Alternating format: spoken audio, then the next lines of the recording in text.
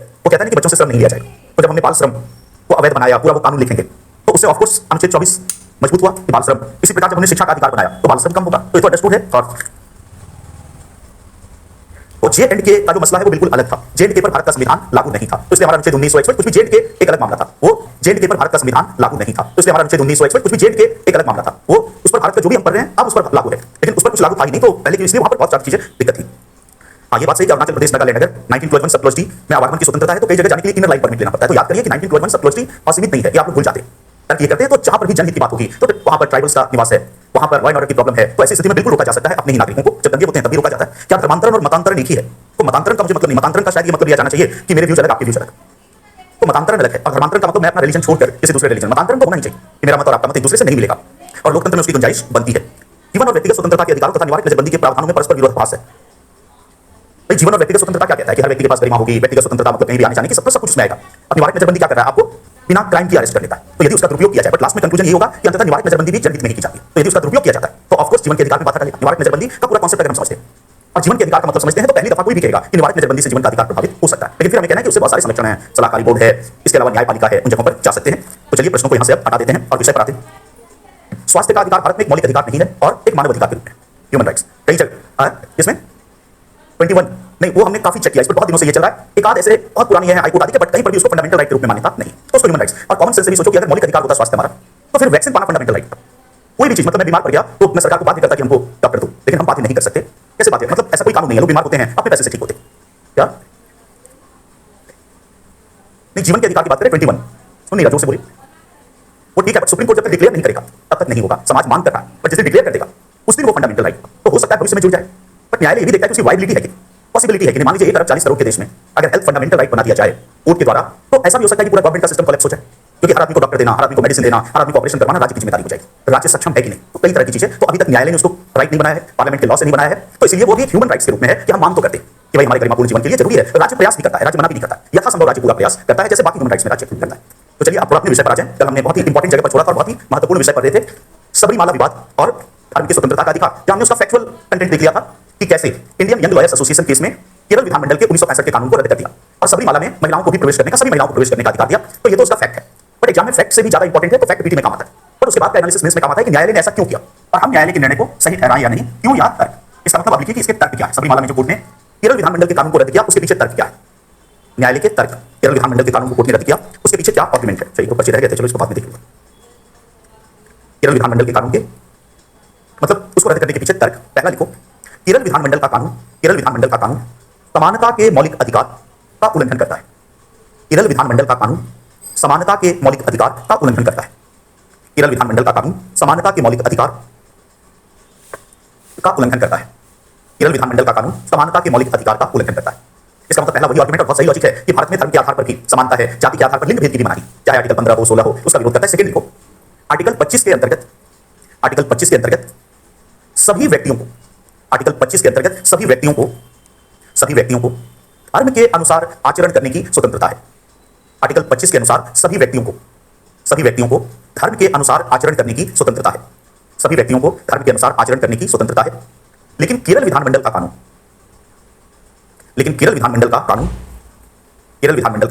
महिलाओं के आचरण की स्वतंत्रता में बाधा डालता है। केरल विधानमंडल का कानून महिलाओं के आचरण की स्वतंत्रता में बाधा डालता है।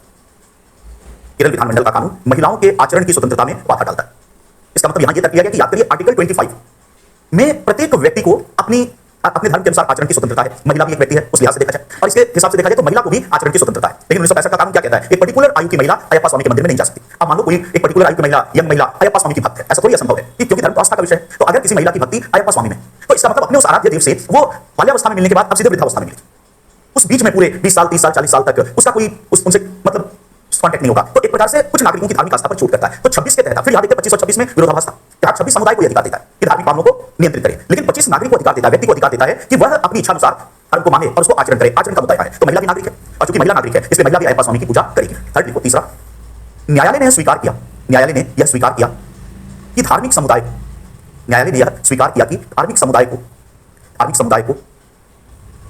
धार्मिक मामलों के प्रबंध का अधिकार है। न्यायालय ने यह स्वीकार किया कि धार्मिक समुदाय को धार्मिक मामलों के प्रबंध का अधिकार है। कौन सा आर्टिकल को न्यायालय कोर्ट के बताओ? 26, वेरी गुड, वही बात होगी कि 26 को कोट किया कि धार्मिक समुदाय को धार्मिक मामलों के प्रबंध का अधिकार है। अब देखो लेकिन, फिर इसमें लेकिन जोड़ता है, लेकिन इसके द्वारा किसी नागरिक को उसके अधिकारों से वंचित नहीं किया जा सकता। लेकिन इसके द्वारा किसी नागरिक को उसके अधिकारों से वंचित नहीं किया जा सकता। लेकिन इसके द्वारा किसी नागरिक को उसके अधिकारों से वंचित नहीं किया जा सकता। ये बहुत ही बढ़िया न्यायालय ने तर्क दिया, क्योंकि अनुच्छेद 26 से धार्मिक समुदाय को जो पुरोहित वर्ग था उसको ये राइट मिल रही थी कि धार्मिक कामों का प्रबंध हम करेंगे, और वो फंडामेंटल राइट कह रहा है, और वो ये कह रहा है कि विधि के द्वारा स्थापित प्रक्रिया है, तो उचित अनुचित भूल जाओ। ये देखो कि कॉन्स्टिट्यूशन क्या कहता है, संविधान की सर्वोच्चता है, बात अपनी जगह सही, और संविधान की सर्वोच्चता का हवाला देकर कहता था कि 26 के तहत धार्मिक समुदाय प्रबंध करेगा, तो धार्मिक समुदाय तय करेगा कि कौन आएगा और कौन नहीं आए। पर यहां सुप्रीम कोर्ट ने बहुत अच्छा निर्णय दिया, जो कई जगहों पर आगे भी बहुत ही एक मील का पत्थर साबित होगा। कोर्ट क्या कह रहा है कि हम इस बात से इनकार नहीं करते कि धार्मिक समुदाय को धार्मिक मामलों के प्रबंध का अधिकार, क्योंकि कोर्ट भी कॉन्स्टिट्यूशन के अगेंस्ट नहीं जा सकता, विधि के द्वारा स्थापित प्रक्रिया है, जज पर भी लागू। तो इसलिए कोर्ट कह रहा है बिल्कुल एक्सेप्ट करते हैं कि आप धार्मिक मामले का प्रबंध करिए, लेकिन उन्होंने कहा इसका लॉजिकल प्रबंध होगा, इसका तार्किक प्रबंध होगा, इसका युक्तियुक्त तरीके से प्रबंध होगा, क्योंकि संविधान हर जगह युक्तियुक्तता की बात करता है। और यदि आप धार्मिक मामलों का प्रबंध इस प्रकार करते हैं कि उसके कारण कोई नागरिक अपने अधिकारों से वंचित हो जाता है, तो ये राइट नहीं। इसको थोड़ा सरल रूप में समझो कि अगर धार्मिक समुदाय के इस अधिकार को स्वीकार कर लिया जाए कि मेरा असीमित अधिकार धार्मिक मामलों के प्रबंध का, तो इसका मतलब कल को वो कहे कि अनुसूचित जाति का व्यक्ति नहीं जा सकता मंदिर में क्योंकि धार्मिक मामला है, तो कहा कि वहीं तक आपके मामले को स्वीकार किया जाएगा जहां दूसरे का फंडामेंटल राइट या कोई राइट वायलेट नहीं होता। इसका मतलब रुद्राभिषेक की पद्धति क्या होगी, उसमें दूध से अभिषेक होगा या पानी से अभिषेक होगा, या आप तय करो, क्योंकि किसी का फंडामेंटल राइट का उल्लंघन नहीं। नमाज पढ़ने का तरीका क्या होगा, 5 बार नमाज पढ़ा जाएगा या 3 बार पढ़ा जाएगा या 10 बार पढ़ा जाएगा, या आप तय करो। नमाज पश्चिम की ओर पढ़ा जाएगा या पूर्व, आप तय करो, क्योंकि धार्मिक मामला है, आस्था की बात। लेकिन आप अगर ये कहते हो कि फलां व्यक्ति रुद्राभिषेक नहीं करेगा और फलां करेगा, तो यहां आपके कारण दूसरे के राइट का उल्लंघन होता है। तो कोर्ट ने बहुत ही लॉजिकल तरीके से कहा कि आपका है प्रबंध का अधिकार, बट वहीं तक जहां तक आपके अधिकार के प्रयोग से किसी के अधिकारों का उल्लंघन नहीं होता। तो यहां जो आपने राइट को यूज किया उससे किसी दूसरे नागरिक के अधिकार खत्म हो गए, वो है महिला। तो इस तरह का आगे कितना महत्व होगा, आगे कोई भी विभेदकारी कार्य यदि किसी मंदिर का, किसी मस्जिद का प्रबंधन, क्योंकि यही निर्णय बाद में हाजी अली दरगाह केस में भी कहा है, जहां पर मुंबई में एक दरगाह है हाजी अली बहुत प्रसिद्ध दरगाह है। तो हाजी अली दरगाह में चादर चढ़ाने की परंपरा होती है। हाजी अली दरगाह में जो वहां के प्रबंधक थे, मौलवी आदि थे, उलेमा थे, उन्होंने ये नियम बनाया हुआ था कि जो पुरुष है वो मजार शरीफ तक जा सकते, मजार शरीफ को स्पर्श कर सकते, वहां जाकर अपने हाथों से चादर चढ़ा सकते। लेकिन जो मुस्लिम महिला है वो मजार शरीफ तक नहीं जाएगी, मजार शरीफ को टच नहीं करेगी, उसे एक निश्चित दूरी तक ही उसको प्रवेश करना है, वहां से मौलवी को देगी, मौलवी चादर चढ़ा के फिर उसको वापस करेगी। तो यहां पर भी कहा कि धार्मिक मामलों का प्रबंध करो, चादर चढ़ाया जाएगा या कोई अन्य चीज चढ़ाई जाएगी या क्या चढ़ाया जाएगा वो आप तय करो, कैसे चढ़ाया जाएगा आप तय करो। और ये कहोगे कि फला चढ़ाएगा और फला नहीं चढ़ाएगा, तो इससे दूसरा नागरिक इन्वॉल्व हो जाता है, और अगर दूसरे नागरिक के अधिकारों का उल्लंघन होता है तो फिर धार्मिक समुदाय को ऐसा अधिकार नहीं है। तो देखो कितना शानदार है, जो कहीं भी भविष्य में किसी भी आधार पर धार्मिक समुदाय यदि भेदभाव करे तो उसको यह करना पड़ेगा कि आप सारे कदम उठाओ, आपका बिल्कुल फंडामेंटल राइट है 26 के तहत पूरा का पूरा धार्मिक मामले का प्रबंध करो, बट एक कंडीशन साथ आप हमेशा जुड़ी रहेगी कि किसी नागरिक के मौलिक अधिकार या अन्य अधिकार पर आंच नहीं आनी चाहिए। तो आपका कदम यदि ये कहता है कि 5 बार परिक्रमा होगी या 3 बार, तो बिल्कुल आप तय करो, क्योंकि वो धार्मिक मामला। लेकिन आप कहोगे कि नहीं परिक्रमा फला करेगा और चिला नहीं करेगा, तो अब ये धार्मिक मामला नहीं था। तो इस तर्क के द्वारा उन्होंने रद्द किया। फिर नेक्स्ट लिखो, अगला तर्क, न्यायालय ने धार्मिक आचरण की व्याख्या करते हुए, न्यायालय ने धार्मिक आचरण की व्याख्या करते हुए अनिवार्यता परीक्षण, इंग्लिश में इसका याद रखना है, कभी अलग से अगर ये चीज आ जाए एग्जाम में तो इसको थोड़ा सा डिटेल में डिस्कस करेंगे। एसेंशियलिटी टेस्ट, न्यायालय ने धार्मिक आचरण की व्याख्या करते हुए अनिवार्यता परीक्षण का सिद्धांत प्रतिपादित किया। एसेंशियलिटी टेस्ट का सिद्धांत प्रतिपादित किया। न्यायालय ने धार्मिक आचरण की व्याख्या करते हुए अनिवार्यता परीक्षण का सिद्धांत प्रतिपादित किया, एसेंशियलिटी टेस्ट का प्रतिपादन किया। आइए जानते हैं कि ये क्या है, अगर इस पर प्रश्न आए कि ये क्या है, तो इसके अनुसार एसेंशियलिटी टेस्ट इसके अनुसार धार्मिक आचरण को 2 वर्गों में विभाजित किया गया। इसके अनुसार धार्मिक आचरण को 2 वर्गों में विभाजित किया गया। धार्मिक आचरण को 2 वर्गों में विभाजित किया गया। इसके अनुसार धार्मिक आचरण को 2 वर्गों में विभाजित किया गया। पहला अनिवार्य धार्मिक आचरण, एसेंशियल रिलीजियस कंडक्ट, पहला है अनिवार्य धार्मिक आचरण। इसके द्वारा धार्मिक आचरण को 2 वर्गों में विभाजित किया गया। पहला अनिवार्य धार्मिक आचरण और दूसरा गैर अनिवार्य धार्मिक आचरण, नॉन एसेंशियल। अनिवार्य धार्मिक आचरण और गैर अनिवार्य धार्मिक आचरण, अनिवार्य धार्मिक आचरण और गैर अनिवार्य धार्मिक आचरण। अनिवार्य धार्मिक आचरण के अंतर्गत, अनिवार्य आगे लिखिए, अनिवार्य धार्मिक आचरण के अंतर्गत वे कार्य आते हैं, अनिवार्य धार्मिक आचरण के अंतर्गत वे कार्य आते हैं जो धर्म का अभिन्न अंग है। अनिवार्य धार्मिक आचरण के अंतर्गत वे कार्य आते हैं जो धर्म का अभिन्न अंग है। अनिवार्य धार्मिक आचरण के अंतर्गत वे कार्य आते हैं जो धर्म का अभिन्न अंग है और जिनके अभाव में धर्म का पालन संभव नहीं है, और जिनके अभाव में धर्म का पालन संभव नहीं है, और जिनके अभाव में धर्म का पालन संभव नहीं है। गैर अनिवार्य धार्मिक आचरण के अंतर्गत, गैर अनिवार्य धार्मिक आचरण के अंतर्गत वे कार्य आते हैं, गैर अनिवार्य धार्मिक आचरण के अंतर्गत वे कार्य आते हैं, वे कार्य आते हैं, गैर अनिवार्य धार्मिक आचरण के अंतर्गत वे कार्य आते हैं जिनका धर्म ग्रंथों में तो उल्लेख है, जिनका धर्म ग्रंथों में तो उल्लेख है, धर्म ग्रंथों में तो उल्लेख है, लेकिन वे धर्म का अनिवार्य अंग नहीं है, लेकिन वे धर्म का अनिवार्य अंग नहीं है, वे धर्म का अनिवार्य अंग नहीं है, और उनका पालन किए बिना भी, और उनका पालन किए बिना भी धर्म का अस्तित्व संभव है, और उनका पालन किए बिना भी, और उनका पालन किए बिना भी धर्म का अस्तित्व संभव है। धर्म का अस्तित्व संभव है। न्यायालय ने यह स्वीकार किया कि धार्मिक समुदाय को अनुच्छेद 26 के तहत अनिवार्य धार्मिक मामलों के प्रबंध का अधिकार है। धार्मिक समुदाय को अनुच्छेद 26 के तहत अनिवार्य धार्मिक आचरण के प्रबंध का अधिकार है। लेकिन गैर अनिवार्य धार्मिक आचरण में राज्य हस्तक्षेप कर सकता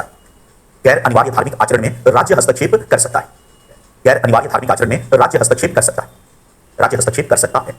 यह बहुत ही बड़ा कॉन्सेप्ट दिया जो अब आगे भी एक तरह से रिलीजन के मामले में, सबरीमाला में के मामले में बहुत कुछ क्लियर करती है कि आगे के विवाद अब संवैधानिक तौर पर निपट गए, बाकी समाज को क्या करना वो एक अलग मामला है। आपको पता है कि समाज हमारा जागरूक नहीं है तो समाज रोकेगा, वो एक अलग मसला है। और संवैधानिक स्थिति स्पष्ट है क्योंकि न्यायालय ने एक सिद्धांत प्रतिपादित किया और इसको कहते हैं एसेंशियलिटी टेस्ट। ये समझो कि क्या है, ये एक्चुअली उसी दावे के संदर्भ में जब अनुच्छेद 26 के तहत आप ये दावा कर रहे हैं कि धार्मिक मामलों का प्रबंध हम करें, तो कोर्ट उसको भी बहुत अच्छे से एनालाइज कर रहा है कि यहाँ धार्मिक आचरण की बात है। तो कहा कि धार्मिक आचरण के संदर्भ में जिस सिद्धांत का प्रयोग किया जाएगा वो है अनिवार्यता परीक्षण। अनिवार्यता परीक्षण के अनुसार धार्मिक आचरण दो प्रकार के हैं, या इसको ऐसे हम कह सकते हैं कि अनिवार्यता परीक्षण का सिद्धांत, और उसको ऐसे एक्सप्लेन करेंगे कि इसका संबंध है धार्मिक आचरण से।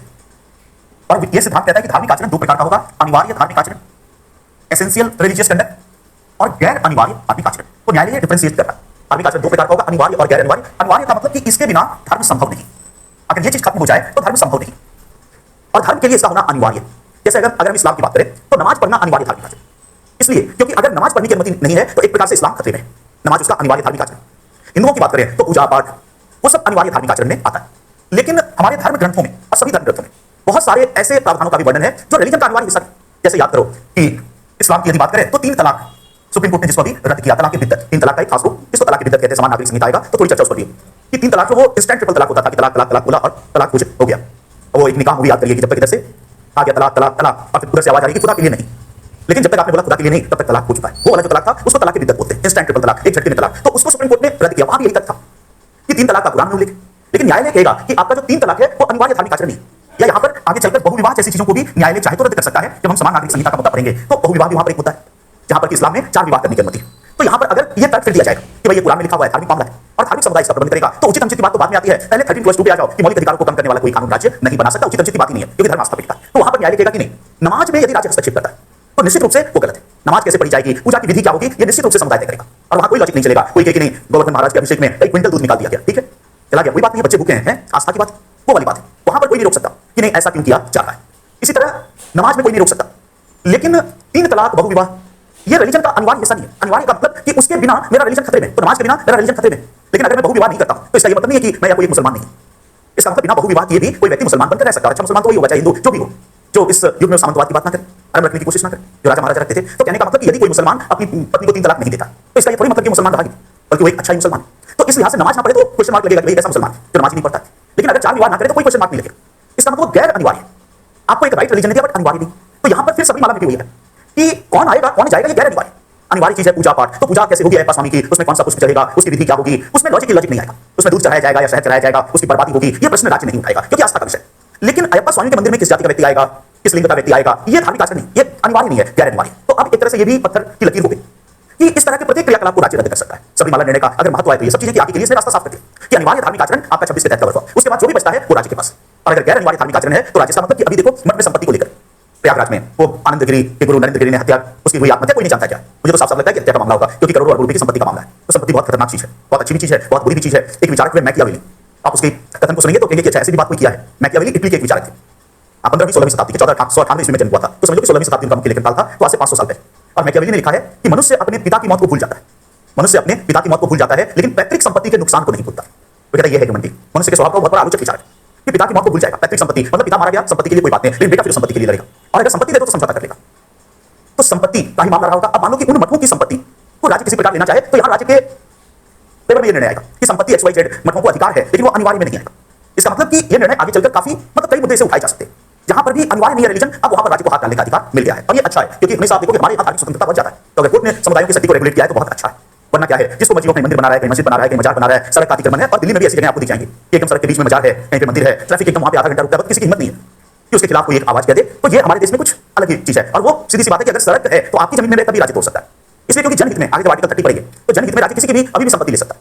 तो एनीवे ये है अनिवार्यता परीक्षण का सिद्धांत। अब इसके आधार पर हम अगर चाहे तो इसमें ट्रांसफॉर्मेटिव कॉन्स्टिट्यूशनलिज्म भी जोड़ सकते हैं, जो पीछे वाला पढ़ा था, जो वो समलैंगिकता वाला निर्णय था। ट्रांसफॉर्मेटिव कॉन्स्टिट्यूशनलिज्म भी कि भाई रूपांतरकारी व्याख्या यहां पर भी आई, तो अगर रूपांतरकारी व्याख्या पर प्रश्न आए तो ये सब एग्जांपल आएंगे, हमें इसका सपोर्ट करना है सबका। तो लास्ट में कहना है कि न्यायालय का निर्णय अच्छा है क्योंकि महिलाओं के अधिकारों की रक्षा करता है और संविधान में वर्णित समानता के आदर्श को व्यवहार में लागू करता है और बहुत तार्किक तरीके से धार्मिक समुदाय के अधिकार को भी स्वीकार किया गया है, नागरिक के भी अधिकार को स्वीकार किया गया, एक संतुलन बनाया कि भाई तुम भी अपना प्रबंध करो, लेकिन तुम ऐसे प्रबंध मत करो कि मेरा राइट खत्म हो जाए। मेरा राइट खत्म नहीं होता है तो बिल्कुल तुम प्रबंध करो। और ये पूरे विश्व में अधिकारों के बारे में यही स्वीकृत था। एक फिलोसोफर है लास्की, देखो फिलोसोफर मुझे बहुत याद आता है क्योंकि फिलोसोफर को हमने बहुत पढ़ा। तो लास्की अधिकार के बारे में जो कहता है ये कोर्ट का निर्णय एकदम भले ही वो नहीं है बट वही चीज है। यदि किसी ने लास्की को समझ लिया, professor Harold Joseph Laski London school of economics में प्रोफेसर थे और 20वीं शताब्दी के बहुत बड़े विचारक माने जाते हैं। तो लास्की कहते हैं कि मुझे तब तक हाथ घुमाने का अधिकार है, मुझे तब तक हाथ घुमाने का ऐसे हाथ घुमाने का अधिकार है जब तक तुम्हारी नाक रास्ते में ना जाए। इसका मतलब कि अगर तुम्हारे या किसी अन्य के अधिकार तो यहां पर किसी का राइट नहीं हो रहे हैं तो मैं बिल्कुल एक्सरसाइज कर सकता हूं, पर अगर मैं मेट्रो में जाकर भीड़ एकदम है वहां पर कहूं कि मेरा राइट एक्सरसाइज करना, मैं गरिमा पूर्ण जीवन के लिए कराओ, सबकी नाक टूट रही, तो लास्की कहेगा नहीं कि आपको वहीं तक हाथ घुमाने का अधिकार है जहां तक किसी की नाक बीच में आगे नहीं आती। तो एक्चुअली यहां नाक शब्द नहीं है, पर आप कह सकते हैं उसी फिलोसफी को लागू करना कि भाई जब तक दूसरे का राइट ना हो जाए। तो ये आर्टिकल 25 के बाद हमने 26 और उससे संबंधित मामला देखा। तो 25 नागरिक और 26 समुदाय बिल्कुल अनंत है। अब वही बात है कि देखो एक एक करके जहां पर ये चीज आ रही है वहां न्यायालय राइट दे रहा है, तो कोई वहां भी मुकदमा लड़ेगा उठाएगा तो बिल्कुल, क्योंकि कई जगह सिंगापुर सनी में ऐसा नहीं था, जहां जहां कोर्ट हर जगह जा रहा है, आजीली में जा रहा है, तो धीरे धीरे अब वही बात है कि समाज हजारों वर्षों से ऐसे ही चल रहा था। तो एक झटके में नहीं बदलेगा, रूढ़िवादी तत्व भी लड़ेंगे, संविधान भी उस पर हावी होगा, आगे नहीं 10 साल 20 साल 25 साल। और आगे देख लो कि ये एक तो मेरी भविष्यवाणी धीरे धीरे खत्म सही से हो रही है। आज से 15 साल पहले मैं बोला करता था कि अगले 25 साल में जब से ग्लोबलाइजेशन है तो दुनिया में कोई राजा नहीं बचेगा, राजा वही बचेगा जो लोकतंत्र को स्वीकार करे। इसलिए नहीं बचेगा कि घुमंडलीकरण का दौर है और एक्सवाइजेड तो सूचनाएं इतनी तेजी से पहुंच रही है कि किसी विशेष अधिकार को कोई स्वीकार नहीं करेगा। इसी तरह इस तरह की जितनी घटनाएं, इलॉजिकल लिंग भेद आदि की घटनाएं संवैधानिक तौर पर धीरे धीरे सब पर रोक लगेगी। जैसे जैसे एक्टिविज्म, हमारे यहाँ ये एक्टिविज्म बहुत देर में शुरू हुआ क्योंकि कोई उठा ही नहीं रहा था। आप देख रहे कब से, तो जब मास मीडिया आया, अवेयरनेस आई, तब आया, तो धीरे धीरे अन्याय के ऐसे सभी केंद्रों का पता चलेगा। अभी भी बहुत जगह ऐसी जहां आपको व्यवहार में ऐसा दिखेगा, तो वही बात है कि कोई ना कोई इस मुद्दे को उठाएगा और वो चीज लागू होगा। तो बेहतर हो कि समुदाय स्वयं समझ ले कि वो एक होता है कि बड़े व्यापक होकर कुछ ऐसे निकले कि कोर्ट का निर्णय आया, फिर जाके क्या उससे बढ़िया खुद ही अधिकारों को स्वीकृति देते तो समुदाय अच्छा माना जाएगा। चलिए अगले आर्टिकल पे आते हैं, रुकना नहीं है। आर्टिकल 27 अनुच्छेद 27, ये एक पंक्ति का आर्टिकल है लेकिन है बड़ा इंपॉर्टेंट। पूरे सेकुलरिज्म का नेचर इसमें छिपा हुआ है। जो सेकुलरिज्म प्रीएम्बल में हमने पढ़ा था कि भारत की पंथनिरपेक्षता और पाश्चात्य पंथनिरपेक्षता, तो पश्चिम में धर्म और राजनीति में हर जगह अलगाव है, हमारे यहाँ धर्म की उन्नति है, तो यहाँ पे साफ दिख जाए। तो जो थियरी पढ़ी थी वो 27 है, तो पहले लिखते हैं कि एक पंक्ति में आर्टिकल क्या है, इसको लिखो। अनुच्छेद 27, राज्य ऐसा कोई कर नहीं लगाएगा, कर का मतलब टैक्स, राज्य ऐसा कोई कर नहीं लगाएगा जिससे प्राप्त आय, राज्य ऐसा कोई कर नहीं लगाएगा जिससे प्राप्त आय किसी धर्म विशेष की उन्नति के लिए, राज्य ऐसा कोई कर नहीं लगाएगा जिससे प्राप्त आय किसी धर्म विशेष शब्द बहुत इंपॉर्टेंट है, यहां जो विशेष शब्द है, जिससे प्राप्त आय किसी धर्म विशेष की उन्नति के लिए व्यय की जाएगी। राज्य ऐसा कोई कर नहीं लगाएगा जिससे प्राप्त आय किसी धर्म विशेष की उन्नति के लिए व्यय की जाएगी। आप इससे नेचर ऑफ सेकुलरिज्म कैसे पता चला, बिल्कुल पता चला। जब इसको एनालाइज करेंगे तो वो जो पूरी थियरी हमने पढ़ी कि यूरोप में व्यक्तिगत स्वतंत्रता का क्षेत्र हो चाहे सार्वजनिक हो, हर जगह राज्य से तटस्थता की आशा की जाती है, और भारत में व्यक्तिगत धार्मिक स्वतंत्रता के क्षेत्र में राज्य से पूरा राज्य को हक है कि खूब प्रमोट करो, कुंभ का आयोजन करो, कोई दिक्कत नहीं, अमरनाथ यात्रा का आयोजन करो, उसमें खूब पैसे लगाओ, कोई प्रॉब्लम नहीं। अभी कुंभ मेले का आयोजन याद करो, प्रयागराज में जो कुंभ हुआ था हरिद्वार से पीछे वाला, तो बहुत ही भव्य पैमाने पे हुआ था और डिस्कवरी और पूरे वर्ल्ड ने इसको वर्ल्ड में मैनेजमेंट का सबसे अच्छा उदाहरण माना कि इतना अच्छा प्रबंधन, क्योंकि एक एक दिन में करोड़ से ज्यादा लोग डुबकियां लगाते थे और उसमें कोई मेजर दुर्घटना का ना होना। जितने लोग डुबकियां लगाते हैं, यूरोप में ज्यादातर देशों की उतनी पॉपुलेशन नहीं है, यही समझ लो। जितने लोग डुबकियां लगा रहे थे उस समय कुंभ में संगम तट पे, यूरोप में ज्यादातर देशों की पॉपुलेशन नहीं है, 1 करोड़ से ज्यादा लोग डुबकियां लगा रहे थे और उसके बाद भी एक शहर में उतने लोग थे, उसके बाद भी कोई मेजर दुर्घटना नहीं हुई। तो इसको अचीवमेंट मानना पड़ेगा, इसको एक उपलब्धि माननी पड़ेगी। अभी तो डिस्कवरी चैनल ने भी कहा कि विश्व में प्रबंधन का किसी कोई अच्छा उदाहरण नहीं है जो भारत का कुंभ है। तो अब कुंभ का आयोजन हुआ तो हमने देखा वो प्रबंधन किसने किया, आम जनता ने थोड़ी किया था, राज्य के अधिकारी सारे उसमें लगे हुए थे, राज्य के बजट से ऑफिशियली केंद्र सरकार ने पैसा दिया और उत्तर प्रदेश की सरकार ने भी पैसा दिया। तो कोई कहेगा कि ये तो सेकुलरिज्म के खिलाफ है। ये आर्टिकल क्लियर कर देगा कि सेकुलरिज्म के खिलाफ है या नहीं। अभी हमने देखा कि राम मंदिर ट्रस्ट का निर्माण हो, राम मंदिर का निर्णय है, ट्रस्ट का निर्माण हो, उस ट्रस्ट में राज्य आदि की काफी भूमिका है और मोदी जी खुद गए और सारी चीजें करके आए, तो कोई कहेगा ये सेकुलरिज्म के खिलाफ है। अगर उसमें अनुच्छेद 27 को पढ़ेगा तो कहेगा कि नहीं, हमारा सेकुलरिज्म यूरोप वाला नहीं, यूरोप का होता तो गलत माना जाता कि राज्य ने कुंभ का आयोजन क्यों किया, ये अपना रिलीजन को छोड़ना था, बट हमारे यहाँ नहीं। कैसे, थोड़ा इसको समझो। और यहीं पर सर्वधर्म समभाव और धर्मनिरपेक्षता का अंतर भी आपको समझ में आएगा। एक शब्द होता है धर्मनिरपेक्षता या पंथनिरपेक्षता और दूसरा सर्वधर्म समभाव, दोनों का डिफरेंस। अब देखो 27 कहता है कि राज्य ऐसा कोई कर नहीं लगाएगा, टैक्स नहीं लगाएगा जिससे प्राप्त आय किसी धर्म विशेष, या विशेष शब्द बहुत मायने रखता है, पर्टिकुलर रिलीजन वर्ड है, पर्टिकुलर। इसका मतलब कि टैक्स आदि से जो पैसा राज्य को मिल रहा है, राज्य की मुख्य आय का स्रोत टैक्स है, और ये जो टैक्स आदि से राज्य को आय होती है, इस आय को किसी धर्म विशेष की उन्नति के लिए राज्य नहीं लगा सकता। अब यहीं पर यूरोपियन या फ्रांस का सेकुलरिज्म अलग है। फ्रांस के, ब्रिटेन के सेकुलरिज्म में, पाश्चात्य सेकुलरिज्म में करदाता के पैसे के, टैक्स पेयर के पैसे को, कर से प्राप्त आय को न तो एक रिलीजन के लिए व्यय कर सकते, न सभी रिलीजन के लिए व्यय कर सकते। आप रिलीजन के लिए व्यय कर ही नहीं सकते, क्योंकि माना जाता है कि टैक्स पेयर का पैसा रिलीजन के लिए नहीं है, रिलीजन अलग है और राज्य अलग है। तो अगर तो आजादी तो ब्रिटेन में भी है, फ्रांस में भी है कि मनाओ क्रिसमस, कोई प्रॉब्लम नहीं है, कुंभ मेले का जो भी करना है करो, अमरनाथ यात्रा, स्वर्ग यात्रा, नर्क यात्रा, सब आयोजन करो, हज यात्रा, कहीं रोक नहीं है उधर की। लेकिन कहते हैं कि हम पैसा नहीं देंगे, ना हमारे अधिकारी मैनेज करेंगे, अपने संसाधनों से करो। बट हम तो उनके यहाँ राज्य और धर्म तटस्थ है। इसका मतलब धर्म और राज्य अलग है, राज्य धर्म को रेगुलेट नहीं कर सकता विशेष परिस्थिति में, लेकिन फिर भी एक दूरी बनाकर रखता है। और प्रमोशन का कॉन्सेप्ट तो बिल्कुल नहीं, यूरोप में रिलीजन के प्रमोशन का कॉन्सेप्ट नहीं, बट हमारे यहाँ रिलीजन के प्रमोशन का कॉन्सेप्ट, क्योंकि आर्टिकल 27 कहता है कि ऐसा कोई कर नहीं लगाएगा जो धर्म विशेष, ध्यान रखो, धर्म विशेष की उन्नति के लिए टैक्स पेयर का पैसा नहीं जाएगा। इसका मतलब यदि मैं इससे लॉजिक निकालूं कि क्या सभी धर्मों की उन्नति के लिए टैक्स पेयर का पैसा लग सकता है, तो इस लाइन से ही निकलेगा कि यस। अगर कोई कहे मान लो कि आपको कोई पैसे दे और कहे कि भाई इस पैसे से किसी पर्टिकुलर व्यक्ति को कोई चीज मत देना, तो इसका मैं अंडरस्टूड है कि सभी व्यक्तियों को समानता के साथ दे सकते हो तो जरूर देना। तो यहाँ वही बात है कि धर्म विशेष की उन्नति नहीं करेगा। अगर धर्म की उन्नति नहीं करेगा तो वेस्टर्न हो जाता। अगर ये लाइन लिखी हुई थी कि राज्य धर्म की उन्नति नहीं करेगा तो हम पाश्चात्य हो जाते। यूरोप में धर्म की उन्नति नहीं करेगा, हमारे यहाँ धर्म की उन्नति करेगा बट किसी पर्टिकुलर को नहीं चुनेगा। इसका मतलब कि राज्य सभी धर्मों की उन्नति करेगा। और इसीलिए देखो हमारे यहाँ राज्य सभी धर्मों की उन्नति के लिए कार्य करता है। हिंदुओं के लिए कुंभ का आयोजन, अमरनाथ यात्रा का, जो सब में राज्य की भूमिका है। मुसलमानों के लिए हज यात्रा के लिए पहले अनुदान दिया जाता था, लंबे समय तक दिया गया। अभी उसको मोदी सरकार ने बंद किया, बट वो जो बंद किया पैसा, वो पैसा फिर कहां जा रहा है? तो वो पैसा मुस्लिम बच्चियों की शिक्षा में जा रहा है। इसका मतलब उसको सबके लिए नहीं किया, तो केवल डाइवर्ट किया। और अभी भी बहुत सारे धार्मिक आधार पर अनुदान दिए जाते हैं। जब सिखों का गुरु पर्व होता है, जब गुरु गोविंद सिंह का प्रकाश पर्व और 350वीं जयंती हुई थी, तो बिहार सरकार ने, मुझे याद है कि 400 करोड़ के करीब रुपए अखबारों में छपा था, तो सिखों के लिए भी देता है। जब जैनों का महामस्तकाभिषेक जैसा बड़ा त्योहार आता है, राज्य उसको भी पैसा देता है। इसका मतलब भारत में सेकुलरिज्म का मतलब यही है कि राज्य एक धर्म की उन्नति नहीं कर सकता, लेकिन यदि राज्य सभी धर्मों की उन्नति करना चाहता है तो राज्य को ये परमिशन है। तो भारत में केवल अमरनाथ हाउस नहीं हो सकता। अगर केवल अमरनाथ हाउस बना के छोड़ दोगे तो गलत है, लेकिन यदि अमरनाथ हाउस के साथ हज हाउस भी है और बाकियों के लिए भी हाउस है तो वो ठीक है, हाउस होना बुरा नहीं। जबकि यूरोप में ना अमरनाथ हाउस होगा और ना हज हाउस होगा। या तो हमने राधा कृष्णन का एक कोट किया था इंडियन फिलोसफी में, प्रेमबल में स्टेटमेंट, कि उनके यहाँ तटस्थता है, न्यूट्रलिटी है, हमारे यहाँ निष्पक्षता है, इंपार्शियलिटी है। तो हमारा राज्य न्यूट्रल नहीं, वो पैसे दे रहा है बट निष्पक्ष है। ये नहीं कि इसको देंगे उसको नहीं देंगे। और इसी को कहते हैं भारत के संदर्भ में सर्वधर्म समभाव। सर्वधर्म समभाव, इसका मतलब हमारी पंथ निरपेक्षता का जो ये आयाम है, ये सर्वधर्म समभाव है। सर्व का मतलब हो गया और, सर्व का मतलब सभी, यहाँ धर्म रिलीजन के संदर्भ में सभी रिलीजन, सम का मतलब समान, और भाव का मतलब दृष्टि। इसका मतलब सभी रिलीजन को समान दृष्टि से देखना। सभी रिलीजन को समान दृष्टि से देखना का मतलब कि सभी की समान रूप से उन्नति करना। इसलिए कहा जाता है कि सर्वधर्म समभाव, जो इंडियन सेकुलरिज्म का कांसेप्ट है, वो निरपेक्षता से सकारात्मक। वेस्ट का कांसेप्ट निरपेक्षता है। निरपेक्षता का मतलब कि तटस्थ है। इसका मतलब कि हम उसमें भाग ही नहीं ले रहे, बट हमारे यहाँ तटस्थता नहीं है, निष्पक्षता है, हम प्रमोट करें, सक्रियतापूर्वक भाग ले रहे हैं। बट हम ये ध्यान रखते हैं कि सर्वधर्म समभाव हो। तो सर्वधर्म समभाव का ये मतलब नहीं है कि सबके साथ समान रूप से उपेक्षा करना, बल्कि सबको समान रूप से प्रमोट करना और विशेष की उन्नति नहीं करना। इसका मतलब सभी धर्मों की उन्नति करना। तो अब देखो वो जो थियरी हमने पढ़ी थी उस समय कि भारतीय पंथ निरपेक्षता का स्वरूप सकारात्मक है और वो धर्मों की उन्नति की बात करता है, निष्पक्षता का व्यवहार करता है, तटस्थता नहीं। जबकि यूरोप में धर्मों से तटस्थता है, दूरी है, तो वो 27 दिखता है। इसका मतलब आप एक चीज फील करते हो जब सेकुलरिज्म की पूरी फिलोसफी पढ़ते हैं और यहाँ पर वो बात आती है, तो हमारे संविधान निर्माता ने यहाँ पे वेस्ट से थोड़ा सा अलग अप्रोच किया। पाश्चात्य जो सेकुलरिज्म का कांसेप्ट है वो बेसिकली राज्य और धर्म के अलगाव को केंद्र में रखता है, धार्मिक स्वतंत्रता देता है, और फिर भी कहता है कि राज्य आपकी मदद नहीं करेगा, अपने संसाधन से करो। हमारे यहाँ उस दूरी को मिटा दिया गया और धार्मिक स्वतंत्रता का अधिकार भी देता है, और राज्य को यह अधिकार भी देता है कि राज्य उसमें हेल्प करे। बट कहते हैं जब हेल्प करो तो वही निष्पक्षता रखना, ऐसा नहीं हो कि नीतियां एक के पक्ष में हो। तो यह ध्यान रखना कि फ्रांस में या यूरोप के किसी देश में कुंभ मेले का आयोजन भी सरकारी पैसे से गलत है, बाकी अपना कोई करना चाहे तो करे। क्रिसमस का आयोजन भी गलत है, सबका आयोजन गलत है। हमारे यहाँ किसी एक का आयोजन किया जाता है तो वो गलत है, लेकिन यदि सबको समान रूप से महत्व दिया जाता है तो सही है। समान का मतलब वो वाला नहीं है कि समरूप कि सबको बराबर पैसा देगा, जो समुदाय बड़ा है ऑफ कोर्स उसके अकॉर्डिंग आनुपातिकता राज्य मेंटेन करेगा। प्रॉब्लम कहां आती है? संविधान में कोई दिक्कत नहीं है, प्रॉब्लम राज्य के संचालक जब आएंगे तो किसी के लिए हज हाउस ज्यादा इंपॉर्टेंट हो जाएगा क्योंकि उसका वोट बैंक अलग है, और किसी के लिए अमरनाथ हाउस ज्यादा इंपॉर्टेंट हो जाएगा। तो प्रॉब्लम राजनीति के करते हैं, सच्चाई है। कॉन्स्टिट्यूशन तो आपको बिल्कुल रास्ता देता है कि भाई जिसको नीड विवेक कहते हैं कि देख लेना कि समुदाय को क्या नीड है, सबको देखो। बट राजनीति के उसमें अपना वोट बैंक तलाशता है कि नहीं कब्रिस्तान को नहीं जाएगा, शमशान को जाएगा, शमशान को जाएगा कब्रिस्तान को। तो व्यवहारिक राजनीति की समस्या है। पॉलिटिक्स मैच्योर होगा, समाज मैच्योर होगा तो वो चीजें धीरे धीरे खत्म होगी, एक बार की नहीं। सवाल उठता है कि हमारे संविधान निर्माता का कुल मिलाकर यदि आप देखें तो रिलीजन के प्रति अप्रोच बड़ा सकारात्मक, मतलब इन जनरल मैं दर्शन की बात कर रहा हूं, थोड़ा सा 5 मिनट में विषय से अलग कर रहा हूं, पर ये चीज आपको बहुत काम करेगी। कभी कोई क्वेश्चन आए, कभी ऐसे आए, मतलब इस पूरे मुद्दे पे सेकुलरिज्म थोड़ा सा मैं डेप्थ में घुस रहा हूं कि एक चीज आपने फील किया होगा इस पूरे एनालिसिस से कि यूरोप में संविधान निर्माताओं का जनरली रिलीजन के प्रति ऐसा नहीं कि दुश्मन मान रहा है रिलीजन को, पर दोस्ती का रवैया नहीं, जनरली एक उपेक्षा का भाव मना नहीं कर रहा, पर कहने भाई अपने पैसे से क्रिसमस मनाओ, हमसे पैसा मत, जरूरत पड़ने पर हम तुम्हारी पब्लिक की रोक देंगे, उतरवा देंगे। हमारे यहाँ जनरली उस लेवल तक आगे जाने से बचेगा। हेलमेट लॉ व्हीकल एक्ट में छूट भी दे देगा क्योंकि धार्मिक स्वतंत्रता इंडिविजुअल क्षेत्र में राज्य उसको प्रमोट करने के दर्शन को लेकर चलता है। इसका मतलब एक मेल मिलाप की बात करता है। तो उधर के संविधान में पूरा यूरोप और अमेरिका इसी बात ये रिलीजन के प्रति एक उपेक्षा का भाव रखा। ये उपेक्षा से कभी मत समझना कि मैं ये कह रहा हूं कि रिलीजन के दुश्मन है, वो भी धार्मिक स्वतंत्रता देते हैं, पर रिलीजन के प्रति वो दोस्ताना भाव नहीं है। हमारे यहाँ रिलीजन के प्रति बहुत ज्यादा दोस्ताना भाव, हद से ज्यादा दोस्ताना भाव है, किसी कृपाण लेकर घूम सकता है। एक लिहाज से देखा जाए मतलब सबकी नीड को बहुत ज्यादा पूरा किया गया। 27 ऐसा आर्टिकल बनाया कि कुंभ मेले का आयोजन राज्य करे। सवाल उठता है ऐसा क्यों? कभी ऐसे कोई पूछे कि भाई ये नेचर, क्योंकि नेचर पर 2-3 बार सवाल है, फर्स्ट पेपर में फिलोसफी है, फिर भी नेचर पर 2-3 बार सवाल है, तो कभी और डेप्थ में पूछे कि ये ऐसा है क्यों? अभी तक यही पूछा है कि दोनों अलग है, पर कभी इससे भी आगे जाए ये अलग है ही क्यों, और फिर कभी उससे भी आगे जाए ये जो अलग है तो भारत श्रेष्ठ है या वो श्रेष्ठ है। कभी अगर इस लेवल तक सवाल पूछने वाला मैं इसमें चला जाए तो सबसे पहले इस बात का उत्तर जानो कि अलग क्यों है। यूरोप का सेकुलरिज्म दूरी को क्यों मानता है, तटस्थता को क्यों मानता है, इंडिया का सेकुलरिज्म मेल मिलाप को, मतलब हम रिलीजन के प्रति इतने उदार क्यों, और वो रिलीजन के प्रति इतने एक प्रकार से उदासीन क्यों। ये दिखाता है तथ्य कि हर देश में जो कॉन्सेप्ट आता है कोई भी चीज जीरो से निकलकर नहीं आती, शून्य से नहीं आती, सामाजिक आर्थिक ऐतिहासिक परिस्थितियों से हर चीज तय होती है। तो इसके लिए हम यूरोप के इतिहास और भारत के इतिहास को यदि थोड़ा सा अध्ययन करें तो यूरोप के इतिहास को यदि देखोगे तो यूरोप के इतिहास में मध्य युग आता है, भारत में भी आता है। और यूरोप के इतिहास में जो मध्य युग है उसको डार्क एज कहते हैं। यूरोप के इतिहास में जो मध्यकाल है उसको अंधकार युग कहते हैं। डार्क एज क्यों कहते हैं? इसलिए कहते हैं कि साहित्य, कला, विज्ञान, दर्शन, किसी भी चीज का विकास नहीं, हर चीज स्टैग्नेट हो गई। एंशिएंट यूरोप बहुत आगे था, वहां प्लेटो, अरिस्टो जैसे बड़े-बड़े दार्शनिक थे, डार्क एक्सवाइजेड सब चलता था। और मिडियवल यूरोप में आपको कोई बड़ा फिलोसोफर नहीं मिलेगा। फिर मॉडर्न यूरोप में देकार्त से सारा शुरू होगा और इधर मैकियावेली से शुरू होगा। पर ये जो बीच का पीरियड है ना, प्लेटो, अरिस्टोटल और सुकरात, वहां फिर आप देखिए सुकरात को आज भी याद करते, प्लेटो को आज भी पढ़ते, अरिस्टोटल को आज भी पढ़ते, लेकिन उसके बाद सीधे देकार्त और मैकियावेली पे आते। ये बीच का जो 500-600 साल है उसमें कौन सा फिलोसोफर मिलेगा? Saint Thomas Aquinas, Marsilio, Cicero, जिसको कोई वेटेज नहीं है फिलोसफी में।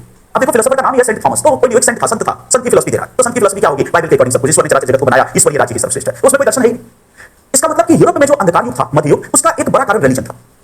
और ऐसा माना जाता है कि रिलीजन के कारण भी यूरोप की स्थिति हुई, क्योंकि हमारे यहाँ जो रिलीजन थे या जो रिलीजियस सेक्ट थे वे उतने ऑर्गेनाइज नहीं थे और बहुत सारे थे। लेकिन यूरोप में जब आप देखोगे तो एक वर्ड है पोपडम या पेपेसी, इंग्लिश का एक वर्ड है पेपेसी, पोपतंत्र, पोपशाही उसको कहते हैं, पोपडम। इसका मतलब पोप राजा की तरह हुआ करता है और बहुत ही वेल ऑर्गेनाइज्ड रिलीजन है क्रिश्चियनिटी, जहां पर कि एकदम नन है, उसके ऊपर बिशप है, मतलब पूरा स्ट्रक्चर पढ़ोगे, उसके ऊपर आर्क बिशप है, सबके ऊपर पोप बैठा हुआ है, पूरा एक प्रशासनिक तंत्र है। और पूरे मध्य युग में पोप का काफी बोलबाला था, इतना बोलबाला था कि एक पोप हुए थे, पोप ग्लेशियस। पोप ग्लेशियस, पोप ग्लेशियस का नाम जुड़ा हुआ है दो तलवारों का सिद्धांत, डॉक्ट्रिन ऑफ टू स्वॉर्ड्स, दो तलवारों का सिद्धांत। तो ग्लेशियस ने कहा कि दो तलवारें, दो म्यान, एक तलवार राज्य के पास है, एक तलवार हमारे पास है। इसका मतलब कि राज्य सामान्य चीजों को देखे और धार्मिक मामले 100% हम देखेंगे। और पोप इतना ताकतवर था कि वो ये चीज करता था, तो वहां रिलीजन को कंट्रोल करना बहुत कठिन था। धीरे धीरे इसका परिणाम क्या हुआ कि जब आप रिलीजन को, रिलीजन का मतलब वहां क्रिश्चियनिटी, जब क्रिश्चियनिटी को इस हद तक तवज्जो देंगे तो बाइबल के अनुसार सब चलने लगे। और जब बाइबल के अनुसार चलने लगेगा तो बाइबल आखिर में एक धर्म ग्रंथ है, उसका आधार आस्था है। तो अब देखो बाइबल कहता है कि इस चराचर जगत का निर्माण कैसे हुआ। किसी भी रिलीजन, जैसे हमारा महाभारत रामायण वेद कहता है कि मनु और शत्रु का वो हुआ, वही वाला अंधविश्वास है कि ईश्वर आए और उन्होंने सारे चराचर जगत को, आदम और हव्वा को बनाया, फिर ऐसे पूरे जगत को बनाया, मतलब फार्मूले की मोहर लगा दी थी कि हिरन बना, तो ये बैल बना, तो ये जिराफ बना, मतलब ईश्वर ने समस्त जगत को बनाया। वही थियरी चल रही। बाइबल लिखता है कि पृथ्वी संसार के केंद्र में, बाकी सारे ग्रह उसकी ओर, मतलब उसका सब कुछ थियरी इलॉजिकल। किसी भी धर्म में, ये नहीं कि बाइबल की आलोचना करो, सारे धर्म ग्रंथों का यही हाल। तो जब सब कुछ इलॉजिकल है और उसको सुप्रीमेसी हो जाएगी तो परिणाम है कि सारा रिसर्च ठप हो गया। इसलिए आप देखोगे कि ब्रूनो या इस तरह के बहुत सारे लोग जिन्होंने साइंस की बात की, सब उसको जला दिया गया, किसी को मार दिया गया, सारे साइंटिस्ट सब उसमें मारे गए, यहां तक कि गैलीलियो को भी माफी मांगने के लिए मजबूर किया गया। तो पूरा इतिहास ही वैसा था जहां रिलीजन एक प्रकार से घटियापन की ओर बढ़ गया। और पढ़ोगे तो दंडमोचन पत्र, कई चीजें थी कि वो पूरे पाप कर्म काटा, पूरी थी आगे। और वहां पे पुनर्जागरण होता है, उसके बाद होता है रेनेसां। वो जो पुनर्जागरण है, पुनर्जागरण का शाब्दिक अर्थ है रीबर्थ, पुनर्जन्म। इसका मतलब रेनेसां किसी चीज का पुनर्जन्म था। किसका पुनर्जन्म था? प्राचीन यूरोपीय चिंतन तर्क क्षमता का पुनर्जन्म। प्लेटो, एरिस्टोटल जैसे बड़े विचारक हुए जो लॉजिक की बात उस समय करते थे। बीच में आप कहां पे आ गए? आस्था पे। तो कहा फिर से वही तरीका चले, हर चीज पर क्वेश्चन मार्क लगाया जाए। वहीं से दर्शन शुरू होता है, नया दर्शन, उसी में देखाता है, बड़े बड़े लोग आते हैं और रिजल्ट ये होता है कि रिलीजन के खिलाफ लड़ता है। तो आप देखते हैं कि मार्टिन लूथर धर्म सुधार का आंदोलन चलाता है। तो कहने का मतलब यूरोप के पूरे इतिहास को देखो तो धर्म एक प्रकार से पूरे मध्य युग में नेगेटिव या बैड भूमिका निभाता। तो इसीलिए राज्य वहां धर्म विरोधी तो नहीं हुआ, एंटी रिलीजियस तो नहीं हुआ, लेकिन न्यूट्रलिटी राज्य ने बनाई, क्योंकि इतिहास जैसा दिख रहा है। तो कहा कि नहीं, रिलीजन अलग है, कोई इधर नहीं आएगा, हम अगर तुम अलग है। प्रमोट करने का भी कॉन्सेप्ट नहीं रखा, क्योंकि बैड की छवि एक बन चुकी थी। तो यूरोप के इतिहास से वो निकला, कभी आए तो ये पूरा दिखाना आंसर में क्या डिफरेंस। अब आते हैं हमारे यहाँ गले क्यों लगा रहा है संविधान निर्माता रिलीजन को। अगर हमारे यहाँ का इतिहास देखो तो जो पुनर्जागरण यूरोप में 15वीं-16वीं शताब्दी में हुआ, हमारे यहाँ जनरली 19वीं शताब्दी में भारतीय नवजागरण का युग कहते हैं। क्योंकि आर्य समाज, दयानंद सरस्वती का, चाहे विवेकानंद का रामकृष्ण मिशन हो, जितने भी केशव चंद्र सेन, राजा राममोहन, जो बड़े ईश्वर चंद्र विद्यासागर, ये सारे किसमें 19वीं सेंचुरी, 19वीं शताब्दी हमारे यहाँ नवजागरण का, इंडियन रेनेसां कहता। तो इंडियन रेनेसां 19वीं सेंचुरी। और इंडियन रेनेसां में, भारतीय नवजागरण में अगर आप सारे लोगों को देखें तो उधर डेकार्ट, मैकियावेली फिलोसोफर है जो रिलीजन के खिलाफ है। बट हमारे यहाँ कुरीतियों से लड़ने वाले लोग कौन है? राजा राममोहन राय रिलीजन को लेकर भी चल रहे हैं, ब्रह्मो समाज। हमारे यहाँ कुरीतियों पर, अस्पृश्यता पे, जाति भेद पे अटैक कर रहे दयानंद सरस्वती, दयानंद आर्य समाज, रिलीजन के नेता, धार्मिक व्यक्ति। हमारे यहाँ कुरीतियों पर अटैक कर रहे स्वामी विवेकानंद, रामकृष्ण परमहंस, ये एक कट्टर धार्मिक, कट्टर नहीं मतलब एक बड़े धार्मिक व्यक्ति। हमारे यहाँ जितने समाज सुधार के आंदोलन थे एक्चुअली वो धर्म सुधार से प्रेरित थे। और हमारे यहाँ सच्चाई है कि धर्म सुधार को नहीं, समाज सुधार की पहली अलग जगह। मुसलमानों में जाओ तो सैयद अहमद, वो भी रिलीजन। इसका मतलब रिलीजन से संबंधित व्यक्ति समाज को ठीक कर। हमारे स्वाधीनता आंदोलन के नेताओं ने देखा था कि भारत में रिलीजन की ताकत पॉजिटिव है। उससे पहले तिलक ने गणपति उत्सव, शिवाजी उत्सव, बाद में भले वो सांप्रदायिकता का कुछ लोग उसको कहते, बट फिर भी जागरण की शुरुआत की। तो हमारे यहाँ रिलीजन एक जागरण का, सुधार का केंद्र, रिलीजियस व्यक्ति आज भी इसलिए सम्मान के पात्र है। तार्किक बात भी उन्होंने की, इसका मतलब विवेकानंद ने तर्क के आधार पर। इसका मतलब था कि गीता पढ़ने से पहले फुटबॉल खेलना पड़े, इतनी बड़ी बात है। गीता पढ़ेंगे पर मजबूत नहीं होंगे, शारीरिक व्यायाम नहीं करेंगे, तो फिर कैसे दुनिया में अपना स्थान ग्रहण करेंगे। हर जगह विवेकानंद लिखते हैं कि हमारा ईश्वर बर्तन में घुस गया है, मतलब अछूत प्रथा। तो ये रीजन है। अगर बताए कि हमारा, तो हमारे यहाँ संविधान निर्माता ने देखा कि धर्म सुधार ही समाज सुधार के केंद्र में, सारे मूवमेंट्स का एग्जांपल देखे। और इसका रिजल्ट क्या होता है कि हमारे संविधान निर्माता धर्म से दुश्मनी नहीं करते, उसको प्रमोट करते, पर ये जरूर कहते हैं कि समानता के साथ करें। अब बस यहाँ तक डिस्कस कर चुका हूं, क्योंकि एक चीज किसी किताबों में तुम्हें नहीं मिलेगी। ऐसा नहीं कि मैं हवा से बोलूं, बट वो किताब नहीं ढूंढ पाओगे, उतना टाइम नहीं होगा आपके पास करने के लिए। तो अब आ जाए कि बढ़िया कौन है, क्योंकि टॉपिक कई जगह टकराए कि हमारा बढ़िया है, उनका वाला बढ़िया, किसका सेकुलरिज्म बढ़िया। हमें निश्चित रूप से कहना है कि सेकुलरिज्म के मुद्दे पर हम बहुत आगे। अंतरिक्षता का भारतीय सिद्धांत पाश्चात्य सिद्धांत से बहुत ही बेहतर, खास करके भारतीय जरूरतों के अनुसार तो यही सही, उनके समाज के लिए वो सही, बट हमारे समाज के लिए हमारा सेकुलरिज्म मतलब उन्नति वाला सेकुलरिज्म सही। उनके यहाँ का रास्ता वाला आप ऐसा क्यों है? उसका कारण देखो कि पाश्चात्य जो समाज है, जो यूरोप के देश हैं, अमेरिका के देश, वो आर्थिक दृष्टि से, सामाजिक दृष्टि से काफी संपन्न हो चुके हैं। कारण कि उनमें से ज्यादातर कभी गुलाम नहीं बने। अमेरिका गुलाम बना तो 1776 में आजाद हो गए। तो वो सब इंडस्ट्रियल रिवॉल्यूशन, इन चीजों का फायदा ले पाए। तो आधुनिक ज्ञान, विज्ञान, शिक्षा सब में आगे बढ़े। हम प्राचीन युग में बहुत आगे थे। याद करिए भाई, चंद्रगुप्त का जो लॉ स्तंभ है उसको कैसे डिनाई करी, सॉरी अशोक का। तो कई चीजें थी, बट फिर भी हमने देखा धीरे धीरे अंग्रेजों के आने के बाद हमारे इंडस्ट्रियल रिवॉल्यूशन मिस हो गए। रिजल्ट उसका ये हुआ कि हमारा समाज पर शोषण होने लगा, हम गुलाम हो गए। तो हमारा समाज वैसा समृद्ध नहीं हो पाया। अब 26 जनवरी 1950 को जब संविधान लागू हो रहा है और उससे 3-4 साल पहले जब संविधान बन रहा है, तो संविधान निर्माता सब देख रहा है। संविधान निर्माता एक और फ्रांस को देख रहा है, एक और ब्रिटेन को देख रहा है कि देखो फ्रांस और ब्रिटेन में समृद्धि है और आम जनता के पास भी जीवन की बुनियादी सुविधाएं हैं। तो यूरोप और अमेरिका में था, बट वो देख रहा है कि हमारा देश, जहां पर कि आम जनता के पास बुनियादी सुविधाएं भी नहीं और कुछ लोगों के पास तो है, लेकिन ज्यादातर लोगों की हालत बहुत खराब है। और याद करिए 46 से 49 के दौर में जब ये फिलोसफी आ गई, 27 जैसे आर्टिकल बन रहे होंगे, तो ये सोच उनके सामने होगी कि हमारे यहाँ गरीब आदमी की हालत तो बहुत खराब है, उसको तो भोजन नहीं मिल रहा है, तो धार्मिक आकांक्षा कैसे पूरा करेगा। जैसे एग्जाम्पल कि अगर 26 जनवरी का, अगर 1946 संविधान सभा में मैं होता आप होते, तो हम यहाँ नहीं होते, बट फिर भी वहां होते। इमेजिन करिए कि हम संविधान सभा के सदस्य होते और हमारे सामने एक मुद्दा लाया जाता कि भाई फलां एक मुसलमान है, मुसलमान होने के कारण उसकी एक बड़ी धार्मिक आकांक्षा है कि वह हज यात्रा करे, क्योंकि इस्लाम में हज यात्रा करना एक बड़ा धार्मिक कार्य। और कोई ऐसा जरूरी थोड़ी कि अमीर मुसलमान को धार्मिक इच्छा होगी, उस गरीब के मन में बहुत ज्यादा, पर उसके पास एक जरा पैसा नहीं। और ऐसी स्थिति में यदि हम वेस्ट वाला सेकुलरिज्म ले कि राज्य कोई मदद नहीं करेगा, तो अमीर व्यक्ति इस समाज का तो अपनी धार्मिक आकांक्षा पूरी कर लेगा, तो टिकट करवाएगा, जीता जाएगा और आ जाएगा हज करके। और वो जो गरीब मुसलमान बैठा है, उसकी जो अंदर की धार्मिक आकांक्षा है, उस धार्मिक आकांक्षा का पालन कैसे होगा अगर हम यूरोप के मुद्दे पे चले। इसका मतलब चूंकि हमारे यहाँ आर्थिक विषमता और बहुत सारे लोगों की आर्थिक स्थिति खराब थी, तो हमारे लिए राज्य को प्रमोशनल होना पड़ेगा। हमारे देश में राज्य को धर्म की उन्नति करनी पड़ेगी। अगर राज्य धर्म की उन्नति नहीं करता हमारे यहाँ, हमने वेस्ट की थियरी अपनाई होती तो हमारे यहाँ भी धार्मिक स्वतंत्रता एक विशेषाधिकार बन जाती है धनी का। तो धनी व्यक्ति तो अपना कुंभ का आयोजन कर लेगा। इमेजिन करो कि कुंभ के आयोजन में राज्य को मनाही होती है यूरोप की तरह। तो सिक्योरिटी मैनेजमेंट बहुत बड़े बड़े मुद्दे होते हैं, वहां तक जाएगा कैसे? तो धनी आदमी तो अपनी पालकी लेके, गाड़ी लेके, हवाई जहाज लेके चला जाएगा, हेलीकॉप्टर लेके। तो अमिताभ बच्चन तो अपने जेट में जाएंगे और सब करके 10 ताम में पूरा अपना घाट बनवा देंगे। लेकिन एक गरीब आदमी वो कैसे वहां पर अपनी आकांक्षा पूरी करेगा? वहां राज्य को सामने आना पड़ेगा, राज्य को भोजन की व्यवस्था करनी पड़ेगी, तमाम चीजें सब देना पड़ेगा, सिक्योरिटी देना पड़ेगा। भाई अमीर आदमी तो अपने 10 लाख है तो बंदूक लेके जाएगा कि कोई मुझे ना लूटे, पर गरीब की सिक्योरिटी कैसे? अमीर आदमी अपना घाट बनवा लेगा, गरीब तो हम देखते हैं उस गरीब के लिए किसको आगे आना पड़ेगा? राज्य। तो हमें कहना है कि भारतीय परिस्थितियों को देखते हमारा जो सेकुलरिज्म है वो हमारे लिए बहुत ही अच्छा है, सुटेबल है। तो ये इससे डिबेट निकलते हैं, इसको आपको जस्ट एक ध्यान में रखना है। तो चलो अब इस पे ज्यादा मैं नहीं करूंगा, ऐसा ना हो कि कोई कहे कि नहीं सेकुलरिज्म पे 3 दिन उन्होंने लेक्चर ले लिया।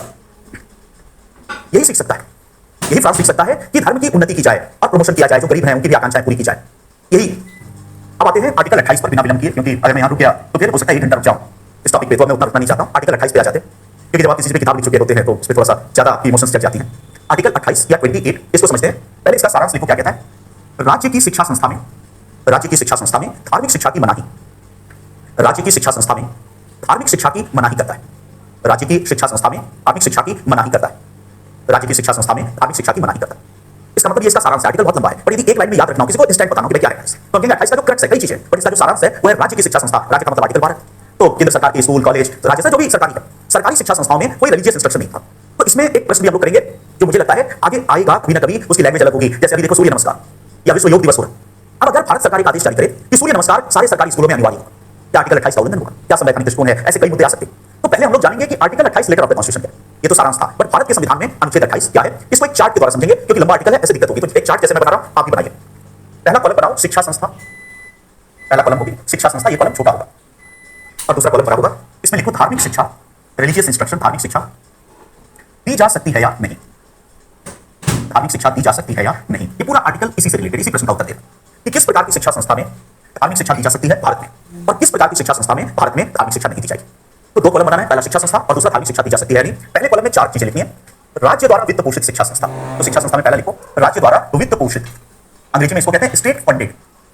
अभी जानेंगे ये क्या है, और पहला है स्टेट फंडेड, राज्य द्वारा वित्त पोषित। दूसरा है राज्य द्वारा आर्थिक सहायता प्राप्त, राज्य द्वारा आर्थिक सहायता प्राप्त, इंग्लिश में इसको कहते हैं स्टेट एडेड, AIDED। तो पहला स्टेट फंडेड, दूसरा स्टेट एडेड, तीसरा है राज्य द्वारा मान्यता प्राप्त, स्टेट रिकॉग्नाइज्ड, राज्य द्वारा मान्यता प्राप्त, राज्य द्वारा मान्यता प्राप्त, इंग्लिश में कहेंगे स्टेट रिकॉग्नाइज्ड, और लास्ट में है अन्य, इंग्लिश में कहेंगे अदर्स। मैं एक बार इधर हट जाता हूं, आराम से इसको देखिए। 4 शिक्षा संस्थाएं लिखनी है। पहला आपको लिखना है राज्य द्वारा वित्त पोषित, स्टेट फंडेड, दूसरा लिखना है राज्य द्वारा आर्थिक सहायता प्राप्त, स्टेट एडेड, तीसरा लिखना है राज्य द्वारा मान्यता प्राप्त, स्टेट रिकॉग्नाइज्ड, और चौथा में लिखना है अन्य या अदर्स। 4 प्रकार की शिक्षा संस्थाएं आर्टिकल 28 में इसका जिक्र आता है। राज्य द्वारा वित्त पोषित, राज्य द्वारा आर्थिक सहायता प्राप्त, राज्य द्वारा मान्यता प्राप्त और अन्य। अब यहां पर प्रश्न यह है कि धार्मिक शिक्षा दी जा सकती है या नहीं, तो पहले के आगे लिखिए नो, साफ साफ नो है। इसका मतलब राज्य द्वारा वित्त पोषित में कोई धार्मिक शिक्षा, रिलीजियस इंस्ट्रक्शन नहीं होगा। तो पहले का आंसर क्या है? नो, 28 अनुच्छेद के अनुसार। तो दूसरा और तीसरा भी सारा मैं एक्सप्लेन करूंगा, पर पहले मैं चाहता हूं कि लिखने का काम पूरा कर ले। अब सेकंड और थर्ड के लिए सेम है, सेकंड के लिए और थर्ड के लिए सेम है। तो इन दोनों के आगे क्या लिखना है? यस, मतलब धार्मिक शिक्षा दी जा सकती है, लिखो यस, या ऐसा लिखिए धार्मिक शिक्षा दी जा सकती है, लेकिन उसे ग्रहण करने के लिए, धार्मिक शिक्षा दी जा सकती है लेकिन उसे ग्रहण करने के लिए, धार्मिक शिक्षा दी जा सकती है लेकिन उसे ग्रहण करने के लिए किसी व्यक्ति को बाध्य नहीं किया जा सकता।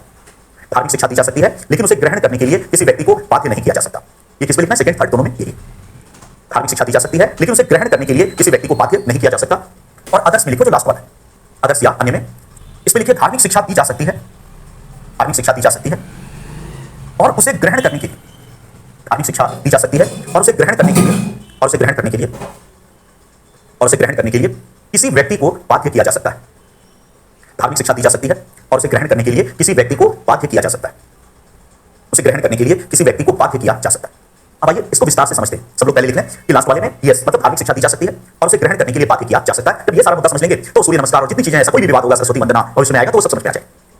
यहां सबसे पहली बात कह रहा है कि 4 प्रकार की शिक्षा संस्थाएं हैं। पहला राज्य द्वारा वित्त पोषित या स्टेट फंडेड। तो स्टेट फंडेड या राज्य द्वारा वित्त पोषित शिक्षा संस्था का मतलब जिसमें 100% राज्य का पैसा लगा हुआ, जो 100% राज्य के पैसे से चलता है, उसके लिए कौन सा शब्द यूज होगा? स्टेट फंडेड, राज्य द्वारा वित्त पोषित। तो जितने सरकारी स्कूल हैं, चाहे वो भारत सरकार के हैं चाहे राज्य सरकारों के, किस श्रेणी में आएंगे? State funded. जितने सरकारी कॉलेज हैं, यूनिवर्सिटी है, Delhi university, Allahabad university, Punjab university, ये जितने तरह के, जवाहरलाल नेहरू यूनिवर्सिटी, इलाहाबाद का घर बनता जा रहा है, फिर भी कोई बुरा ना माने, तो जवाहरलाल नेहरू यूनिवर्सिटी, जो जादवपुर यूनिवर्सिटी, वो भी घर बनता जा रहा है। तो ये जो यूनिवर्सिटी है, ये सब किसमें आएंगे? स्टेट फंडेड, राज्य द्वारा वित्त पोषित। तो राज्य द्वारा वित्त पोषित का मतलब 100% पैसा राज्य का। सेकंड कैटेगरी है राज्य द्वारा आर्थिक सहायता प्राप्त, इंग्लिश वर्ड स्टेट एडेड। इसका मतलब राज्य कुछ एड देता है, एड का मतलब आर्थिक सहायता। तो राज्य यहाँ कुछ सहायता करता है, प्रतिशत निहित नहीं है, बट 100% राज्य नहीं करता। टाइम टू टाइम राज्य अनुदान दे देगा, सहायता दे देगा, 20% दे देगा, तो यह है स्टेट एडेड। तो ऐसी शिक्षा संस्थाएं भी जिसको राज्य सहायता देता है, मतलब है प्राइवेट लेकिन राज्य हेल्प करता है। तीसरा है राज्य द्वारा मान्यता प्राप्त, स्टेट रिकॉग्नाइज्ड। राज्य द्वारा मान्यता प्राप्त में वे संस्थाएं हैं जिसको राज्य आर्थिक सहायता नहीं देता है, 1 रुपया भी नहीं देता है, लेकिन उसकी डिग्री को मान्यता देता है। थोड़ा समझो इसमें कौन कौन है। जितने प्राइवेट मेडिकल कॉलेज हैं, प्राइवेट इंजीनियरिंग कॉलेज हैं, प्राइवेट बीएड कॉलेज हैं, वो थर्ड में आए। Sharda university, MET university, Ashoka university, ये सब थर्ड में आएगा राज्य द्वारा मान्यता प्राप्त। इसका मतलब कि राज्य ने इनकी डिग्री को मान्यता दे रखी। तो अशोका यूनिवर्सिटी से भी ग्रेजुएशन करेगा तो ग्रेजुएट माना जाएगा, लेकिन राज्य उसको पैसा नहीं देता। प्राइवेट मेडिकल कॉलेज से भी डॉक्टरी करेगा अगर स्टेट रिकॉग्नाइज्ड है तो उसकी डिग्री वैलिड होगी, वो डॉक्टरी कर सकता है, लेकिन राज्य उस प्राइवेट मेडिकल कॉलेज को पैसा नहीं देगा। प्राइवेट इंजीनियरिंग कॉलेज है, यदि राज्य ने मान्यता दी तो उसकी डिग्री वाला भी इंजीनियर बन सकता है, जहां भी इंजीनियर की पोस्ट है उसके लिए अप्लाई कर सकता है, लेकिन राज्य पैसा नहीं देगा। आपके लिए इसलिए किया जाता है कि आखिर तो शिक्षा देना राज्य की जिम्मेदारी, और देश में ज्यादा से ज्यादा इंजीनियर हो, ज्यादा से ज्यादा डॉक्टर हो, ज्यादा से ज्यादा ट्रेंड टीचर हो, प्रशिक्षित शिक्षक हो, जिनके पास बीएड आदि की डिग्री हो। ये राज्य के हित में है, हम सभी के हित में कि डॉक्टर ज्यादा हो। बट अगर राज्य के पास संसाधन कम है, और जो संसाधन है वो लॉ एंड ऑर्डर में जा रहे हैं, डिफेंस में जा रहे हैं, तमाम जगह राज्य को बहुत खर्चे, तो राज्य उतनी संख्या में मेडिकल कॉलेज नहीं खोल पाए, राज्य उतनी संख्या में बीएड के कॉलेज नहीं खोल पाए। तो अगर कोई प्राइवेट व्यक्ति पूंजीपति अपना पैसा लगाता है और कहता है कि हम एक मेडिकल कॉलेज खोलेंगे और हम उसी लेवल की, हम स्टेट रिकॉग्नाइज करेगा, स्टेट के एक्सपर्ट्स जाएंगे, सब यूजीसी वाले की क्वालिटी मेंटेन रहेगी, तो यदि देखा जाएगा कि नहीं सारी क्वालिटी बिल्कुल मेंटेन है, वो पैसा लगाया, जो प्रोफेसर पढ़ाने वाले वो भी बड़े-बड़े डॉक्टर हैं, मतलब उसको भी हाल है, तो सारी चीजें मेंटेन है, तो ऑफ कोर्स वहां भी जो शिक्षा दी जाएगी वो भी बढ़िया डॉक्टर बनेगा। तो ऐसी स्थिति में राज्य उसको मान्यता देगा। राज्य जब मान्यता दे देगा तो बहुत सारे ऐसे व्यक्ति होंगे जिनके पास पैसा है, लेकिन जो सरकारी में नहीं ला पाए रहे, जो एम्स में और सरकारी मेडिकल कॉलेज में इनका नंबर नहीं आया, तो वो कहेंगे कि चलो हमारा साल बर्बाद ना हो, यहीं से कर लेते। और जब यहां से कर लेंगे तो इस संस्था को आय हो जाएगी, अपनी फीस लगता है, इसलिए आप देखते हैं इनकी फीस लाखों में होती है, करोड़ों में होती है, कि चलो राज्य ने मान्यता दे रखी है तो राज्य पैसा नहीं दे रहा है, ये अपना खर्चा खुद निकाले। तो ये तभी होगा जब राज्य को मान्यता दे। तो कोई जरूरी नहीं कि दिल्ली यूनिवर्सिटी के कट ऑफ में सब एडमिशन हो जाए, जहां 95% 96% से शुरू होता है, और 1-2% में आके तो बहुत सारे ऐसे बच्चे होंगे जिनको दिल्ली यूनिवर्सिटी में नहीं मिलेगा एडमिशन। तो या तो अपना साल बर्बाद करें या वो अशोका यूनिवर्सिटी में चले जाए, तो उनको फीस वहां ज्यादा देनी पड़ेगी, फिर भी वो कहेंगे कि चलो साल बर्बाद ना हो। तो ये थर्ड में इस तरह की संस्थाएं, राज्य द्वारा वित्त पोषित 100% राज्य का पैसा, राज्य द्वारा आर्थिक सहायता प्राप्त, कुछ सहायता और मान्यता प्राप्त में कोई फंड नहीं, वो डिग्री को रिकॉग्नाइज कर रहा है। और अन्य का मतलब जो न तो राज्य द्वारा वित्त पोषित है, न राज्य द्वारा आर्थिक सहायता प्राप्त है, और न राज्य द्वारा उसकी डिग्री मान्यता प्राप्त, स्टेट के द्वारा वो डिग्री रिकॉग्नाइज्ड है। अन्य जैसे एक एग्जांपल लो कि कोई कोचिंग संस्था, कोई भी कोचिंग संस्था, वो किस कैटेगरी में आएगा? अन्य। इसलिए क्योंकि स्टेट फंडेड नहीं है, ये स्टेट एडेड भी नहीं है, और यहां से अगर आपको ग्रेजुएशन की मैं डिग्री दे दूं और सर्टिफिकेट दे दूं तो उसका कोई वैल्यू नहीं। ये जस्ट एक मतलब बोला गया इसलिए कि बच्चों को प्रिपरेशन करवाई जाए, तो इसकी डिग्री की कोई वैलिडिटी नहीं। कोई कहेगा कि नहीं मैं वहां से 18 महीने का जीएस का कोर्स करके आया, तो सरकारी तंत्र में जाएंगे तो आएगा, क्या फर्क पड़ता है। जब कहेगा कि मैं दिल्ली यूनिवर्सिटी से 3 साल का ग्रेजुएशन की डिग्री, तो कहेगा बिल्कुल बिल्कुल बहुत अच्छा, आओ तुम एग्जाम दो। बट कोई कहेगा कि मैं दिल्ली यूनिवर्सिटी या किसी यूनिवर्सिटी से ग्रेजुएशन नहीं किया, बट मैंने दृष्टि से 3 साल का कोर्स किया और इस आधार पर मैं ग्रेजुएट से ज्यादा चाहता हूं, कहेगा भले आप चाहते हैं, ये सही है कि आप जानते हैं, फिर भी आप यूपीएससी में आपकी डिग्री वैलिड नहीं है, क्योंकि ये स्टेट फंडेड नहीं, स्टेट एडेड नहीं है, स्टेट रिकॉग्नाइज्ड नहीं है, आदर्श है। तो इस तरह की शिक्षा संस्थाएं भी बहुत आए थे। तो अब हमने समझा कि 4 प्रकार की शिक्षा संस्थाओं की बात करता है। प्रश्न ये है कि किस शिक्षा संस्था में धार्मिक शिक्षा दी जाएगी, रिलीजियस इंस्ट्रक्शन दिया जाएगा और किसमें नहीं दिया जाएगा। तो सबसे पहले संविधान साफ साफ लिखता है कि राज्य की शिक्षा संस्था में किसी भी प्रकार की धार्मिक शिक्षा नहीं होगी। अब यहीं पर सवाल उठेगा कि अगर सूर्य नमस्कार को सरकारी स्कूलों में अनिवार्य करते राज्य आदेश जारी करके, क्या आर्टिकल 28 का उल्लंघन होगा? वो आगे पढ़ेंगे उस मुद्दे को, बट प्रश्न तो उठेगा। बट संविधान का लेटर एकदम क्लियर है कि राज्य की शिक्षा संस्था में किसी प्रकार की धार्मिक शिक्षा नहीं होगी। तो ना मुरारी बापू आएंगे, ना कोई मौलाना आएंगे, ना कोई एक्सपर्ट। आप देखते फिर भी कई बार मुरारी बापू चले जाते हैं, वो कैसे जाते हैं वो भी समझता है। बट संवैधानिक स्थिति स्पष्ट है कि राज्य की शिक्षा संस्था में धार्मिक शिक्षा होगी नहीं, साफ साफ है, बड़ा सा है, इतना बड़ा हो कि राज्य की शिक्षा संस्था में कोई धार्मिक शिक्षा नहीं होगी, कोई बापू, कोई मौलाना, कोई पादरी, कोई फादर नहीं चाहिए। उसके बाद आता है सेकंड और थर्ड, राज्य द्वारा आर्थिक सहायता प्राप्त और राज्य द्वारा मान्यता प्राप्त। इन शिक्षा संस्थाओं में धार्मिक शिक्षा दी जा सकती है। इसका मतलब यहां मुरारी बापू की क्लास हो सकती है, लेकिन किसी व्यक्ति को बाध्य नहीं किया जा सकता कि वो मुरारी बापू की क्लास अटेंड करे और उसका नंबर नहीं काटा जाएगा, एब्सेंट नहीं किया जाए। इसका मतलब कोई private government medical college AIIMS है तो वहां मुरारी बापू को रामायण पर प्रवचन करवाया नहीं जा सकता, इसलिए क्योंकि राज्य द्वारा वित्त पोषित है। लेकिन प्राइवेट मेडिकल कॉलेज में मुरारी बापू को बुला के और रामायण पे प्रवचन करवाया जा सकता है। बट वहां पे छात्र को ये छूट रही कि किसी छात्र को लगे कि प्रवचन से ज्यादा बढ़िया 2 समोसे खा लूंगा और प्रवचन ऐसे ढेरों सुनते हैं, ये छोड़ देते हैं बापू के लिए, बापू अपना प्रवचन खुद रखे, तो वो बिल्कुल अटेंड नहीं करेगा। ऐसा बिल्कुल नहीं होगा कि उसके अंक कटेंगे, उसके खिलाफ कोई कार्रवाई, मतलब स्वैच्छिक होगा कि हमने लगवाई है क्लास, आपकी मर्जी हो कर लो, आपकी मर्जी नहीं है तो आप समोसे। और अन्य का मतलब है कि इसमें लिखा है कि हाँ धार्मिक शिक्षा दी जा सकती है और उसे ग्रहण करने के लिए व्यक्ति को बाध्य किया जा सकता है, कंपेल किया जा सकता है, क्योंकि राज्य से इसका कोई रिलेशन, ये पूरी तरह किसी का प्राइवेट है, निजी है। जैसे मान लो इस संस्थान की मैं बात करूं, ऐसी कोई योजना नहीं है, पर मैं केवल एग्जांपल दे रहा हूं। कई लोग घबरा जाते हैं, कमजोर दिल वाले लोग होते हैं, पता नहीं ऐसा होने वाला है कि लोग बेहोश ना हो जाए, मुझे तो हमेशा ही डर लगता है। तो कमजोर दिल वाले बिल्कुल घबराइए नहीं। जस्ट एक एग्जांपल है कि अगर एक आदेश यहां जारी किया जाए कि प्रतिदिन डॉक्टर मंजेश कुमार की पॉलिटी की कक्षा से पहले आधे घंटे मुरारी बापू की कक्षा हो, अगर ऐसा आदेश हो, और वही मैं आपको बता रहा हूं कंप्लीट नहीं हुआ आधे घंटे, और कहा जाए कि जो व्यक्ति मुरारी बापू की कक्षा अटेंड करेगा उसी को केवल पॉलिटी की कक्षा मिलेगी, जो वो कक्षा अटेंड नहीं करेगा उसको पॉलिटी की कक्षा में मतलब एकदम गेट उसके बाद बंद हो जाएगा। 6 बजे मुरारी बापू आए, आ भी आए, और उसके बाद जो आ गया उसको पॉलिटी मिला और जो नहीं आया उसको पॉलिटी नहीं मिला। अब कई लोग कहेंगे कि नहीं हमको मुरारी बापू से छोड़ दो, वो खतरनाक बापू है, हमको ये वाली कक्षा दे दो क्योंकि इसमें हमको ज्यादा आनंद आ रहा है, केगा नहीं। और ये राइट है क्योंकि पूरी तरह प्राइवेट है। इसका मतलब यहाँ बात भी किया जा सकता है इसलिए क्योंकि कई संस्थाएं ऐसे होती है चैरिटेबल होती है, तो हमने कोचिंग का उतार किया, तो ऑफ कोर्स कोचिंग ऐसा नहीं करेगा, क्यों करेगा? क्योंकि इसका कोई धर्म, पर कई ऐसी संस्थाएं जो धार्मिक संस्थानों के द्वारा चलाई जाती है, तो कोई अपना गुरुकुल बनाया, कोई अपना ऐसा बनाया, तो वहां पर उसकी धार्मिक स्वतंत्रता इन सब चीजों में आएगा कि भाई वो यदि कहे कि थोड़ा धर्म प्रचार हो जाए, तो धर्म प्रचार करना भारत में इलीगल तो नहीं, तो यहाँ कोचिंग संस्था में ऐसा नहीं होगा। बट मान लीजिए कि हमने आज से 10 साल 20 साल के बाद मुझे लगा कि अब ये सब दुनियादारी का झमेला छोड़ के और कुछ ऐसा कार्य किया जाए, तो मैंने कोई ऐसी धार्मिक चैरिटी की संस्था खोल दी और उसमें मतलब मेरा उद्देश्य यदि हो जाए कि थोड़ा सा मेरा रिलीजन भी फैले, और रिलीजन फैलने का एक बहाना नहीं बनाऊं कि मेरे से रिलीजन सुनने कोई नहीं आएगा, पॉलिटी पढ़ने से आएगा, तो मैं कहूंगा फ्री में पॉलिटी और उससे पहले आधे घंटे का रिलीजन, तो ये चीज परमिटेड हो सकती है क्योंकि ये व्यक्ति का निजी प्रयास है, तो आप उसको अपने धर्म प्रचार के तरीकों से नहीं रोक सकते। अगर मैं इसी बात धर्म प्रचार करना चाहता हूं कि मेरे पॉलिटी से धर्म प्रचार हो जाए, तो शर्त रखना उचित होगा। तो अब यहां तक हमने बिल्कुल समझा कि संवैधानिक स्थिति क्या है, तब इसे डिबेट पे आएंगे कि वर्तमान स्थिति में वो सब मुद्दे क्या चल रहे हैं। बट राज्य द्वारा वित्त पोषित में कोई धार्मिक शिक्षा नहीं, राज्य द्वारा आर्थिक सहायता प्राप्त और राज्य द्वारा मान्यता प्राप्त में धार्मिक शिक्षा दी जा सकती है, बाध्य नहीं कर सकते, और अन्य में धार्मिक शिक्षा दी जा सकती है और बाध्य नहीं किया जा सकता है। अब एक हेडिंग दीजिए, सूर्य नमस्कार, सरस्वती वंदना, इस तरह के कई टॉपिक्स आगे आएंगे। जब भी आप पढ़ोगे तो ऐसे विवाद देश में हमेशा होते रहते हैं। सूर्य नमस्कार, सूर्य नमस्कार, पब्लिक, सरस्वती वंदना आदि से संबंधित विवाद। और अभी दो मैं दे रहा हूं, लेकिन हो सकता है कभी कोई नया इस देश में राजनीति की एक से एक छोड़ता है तो कभी कोई तीसरा उठा कर ले आए कि फला चीज स्कूल में होगी, क्योंकि इन दो के प्रयास किए गए। सूर्य नमस्कार, पब्लिक, सरस्वती वंदना से संबंधित विवाद कि क्या सरकारी स्कूलों में कंपलसरी कर सकते हैं ऐसी प्रार्थनाएं, ऐसी वंदनाएं या सूर्य नमस्कार जैसी चीजें। सूर्य नमस्कार, पब्लिक, सरस्वती वंदना से संबंधित विवाद। एक प्रश्न लिखते हैं, उसको आपको प्रैक्टिस करना है घर पे और उसको हम लोग हल भी करेंगे। तो एक प्रश्न लिखो, एक प्रश्न लिखिए, भारत के निरंतर प्रयासों से, भारत के निरंतर प्रयासों से, भारत के निरंतर प्रयासों से आज योग को, भारत के निरंतर प्रयासों से आज योग को पूरे विश्व में मान्यता प्राप्त हो रही है। तो यूपीएससी के क्वेश्चन 3-4 लाइन के होते हैं, तो मैं भी आज तक 3-4 लाइन के क्वेश्चन बनाता हूं ताकि एक फील आ जाए। भारत के निरंतर प्रयासों से आज योग को पूरे विश्व में मान्यता प्राप्त हो रही है। संयुक्त राष्ट्र संघ ने भी विश्व योग दिवस, संयुक्त राष्ट्र संघ ने भी विश्व योग दिवस को मान्यता दे दी है। संयुक्त राष्ट्र संघ ने भी विश्व योग दिवस को मान्यता दे दी है। संयुक्त राष्ट्र संघ ने भी विश्व योग दिवस को मान्यता दी है।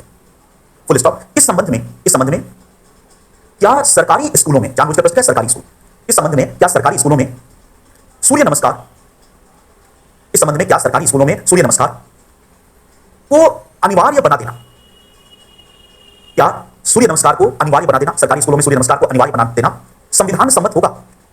संविधान सम्मत होगा? सूर्य नमस्कार को अनिवार्य बना देना संविधान सम्मत होगा? Question mark. और लिखो, अनुच्छेद 28 के प्रावधानों के आधार पर विवेचना करें। तो अपना इधर उधर वाला थ्योरी निकालना है, कॉन्स्टिट्यूशन इसलिए कहते हैं 28, अनुच्छेद 28 या पंथ निरपेक्षता जो भी धार्मिक स्वतंत्रता, अनुच्छेद 28 के प्रावधानों के आधार पर विचार कीजिए या चर्चा कीजिए। अनुच्छेद 28 के प्रावधानों के आधार पर चर्चा कीजिए। इसका मतलब कि यहां पर इन जनरल व्यू नहीं मांग रहा है कि नहीं सूर्य नमस्कार फला, हमें सीधा कॉन्स्टिट्यूशन के ऊपर जवाब देना। तो कॉन्स्टिट्यूशनलिटी के संदर्भ में आपको बताना है कि ये मुद्दा कैसे डील करेंगे। तो मैं इसकी फॉर्मेटिंग भी करवा रहा हूं कि कैसे इसको हमें तैयार करना है, लिखना है। सबसे पहले यहां पर हम शुरू करेंगे कि आर्टिकल 28 क्या कहता है। आंसर की कैसे फॉर्मेटिंग होगी? अच्छा, बहुत लोग कंफ्यूज रहते हैं इंट्रोडक्शन क्या है, जो क्वेश्चन है उसी से इंट्रोडक्शन शुरू करो। कभी इस झमेले में पढ़िए कि एक फार्मा है और उसी फिक्स ये से हर चीज चलती है। हमें जैसे होता है कि भाई आप कोई काम कर रहे हैं तो जैसे जैसे परिस्थितियां आती जाएंगी हम उसको टैकल करेंगे। हम पहले से मान के चलेंगे नहीं पूरा भी चलना और गलती से पश्चिम चलना पड़ जाए तो एकदम फ्री माइंड से यूपीएससी के एग्जाम हॉल में घुसना है। क्वेश्चन जैसा होगा उसके अकॉर्डिंग हम इंट्रोडक्शन सीधे प्रश्न से लेंगे। तो यहां सीधे आर्टिकल 28 से शुरू होगा कि अनुच्छेद 28 में राज्य की शिक्षा संस्था में धार्मिक शिक्षा की मनाही, राज्य की शिक्षा संस्था में धार्मिक शिक्षा की मनाही, राज्य की शिक्षा संस्था में धार्मिक शिक्षा की मनाही है। और थोड़ा सा 28 को एक्सप्लेन कर देंगे। अगर एक्सप्लेन करने का टाइम नहीं चार्ट बनाकर छोड़ देंगे, चार्ट से ये फायदा होगा कि कम वर्ड्स में हो जाएगा। तो चारों बता करके और लास्ट में कंक्लूड करेंगे कि राज्य की शिक्षा संस्था में धार्मिक शिक्षा नहीं दी जा सकती और तब उसको कोरिलेट करेंगे। इसीलिए ये पूरा बता के कुछ व्यक्ति यहां आक्षेप लगाते हैं और फिर वही चीज जो प्रश्न में है कि सूर्य नमस्कार से धार्मिक स्वतंत्रता बाधित हो जाएगी। ये क्वेश्चन का पहला हिस्सा हो जाएगा जब हमने लिंक कर दिया। 28 को एक्सप्लेन कर देंगे, राज्य की शिक्षा संस्था में धार्मिक शिक्षा नहीं दी जा सकती और वो एक्सप्लेन करने के बाद कहेंगे कि कुछ व्यक्ति आक्षेप लगाते हैं कि यदि सरकारी स्कूलों में सूर्य नमस्कार, सरस्वती वंदना कुछ भी लागू किया जाता है तो एक प्रकार की धार्मिक शिक्षा होगी और इससे पंथ निरपेक्षता का उल्लंघन होगा। पहला आयाम हो गया इंट्रोडक्शन, जो कि सब इसी में हो गया। लेकिन दूसरा आयाम होगा हमारा व्यू। लेकिन हमें कहना है कि यह सही नहीं है, ऐसा मानना सही नहीं है। मतलब हमें कहना है कि सूर्य नमस्कार होना चाहिए और सूर्य नमस्कार धार्मिक स्वतंत्रता या पंथ निरपेक्षता, सूर्य नमस्कार पंथ निरपेक्षता के विरुद्ध नहीं है। सूर्य नमस्कार पंथ निरपेक्षता के विरुद्ध नहीं है।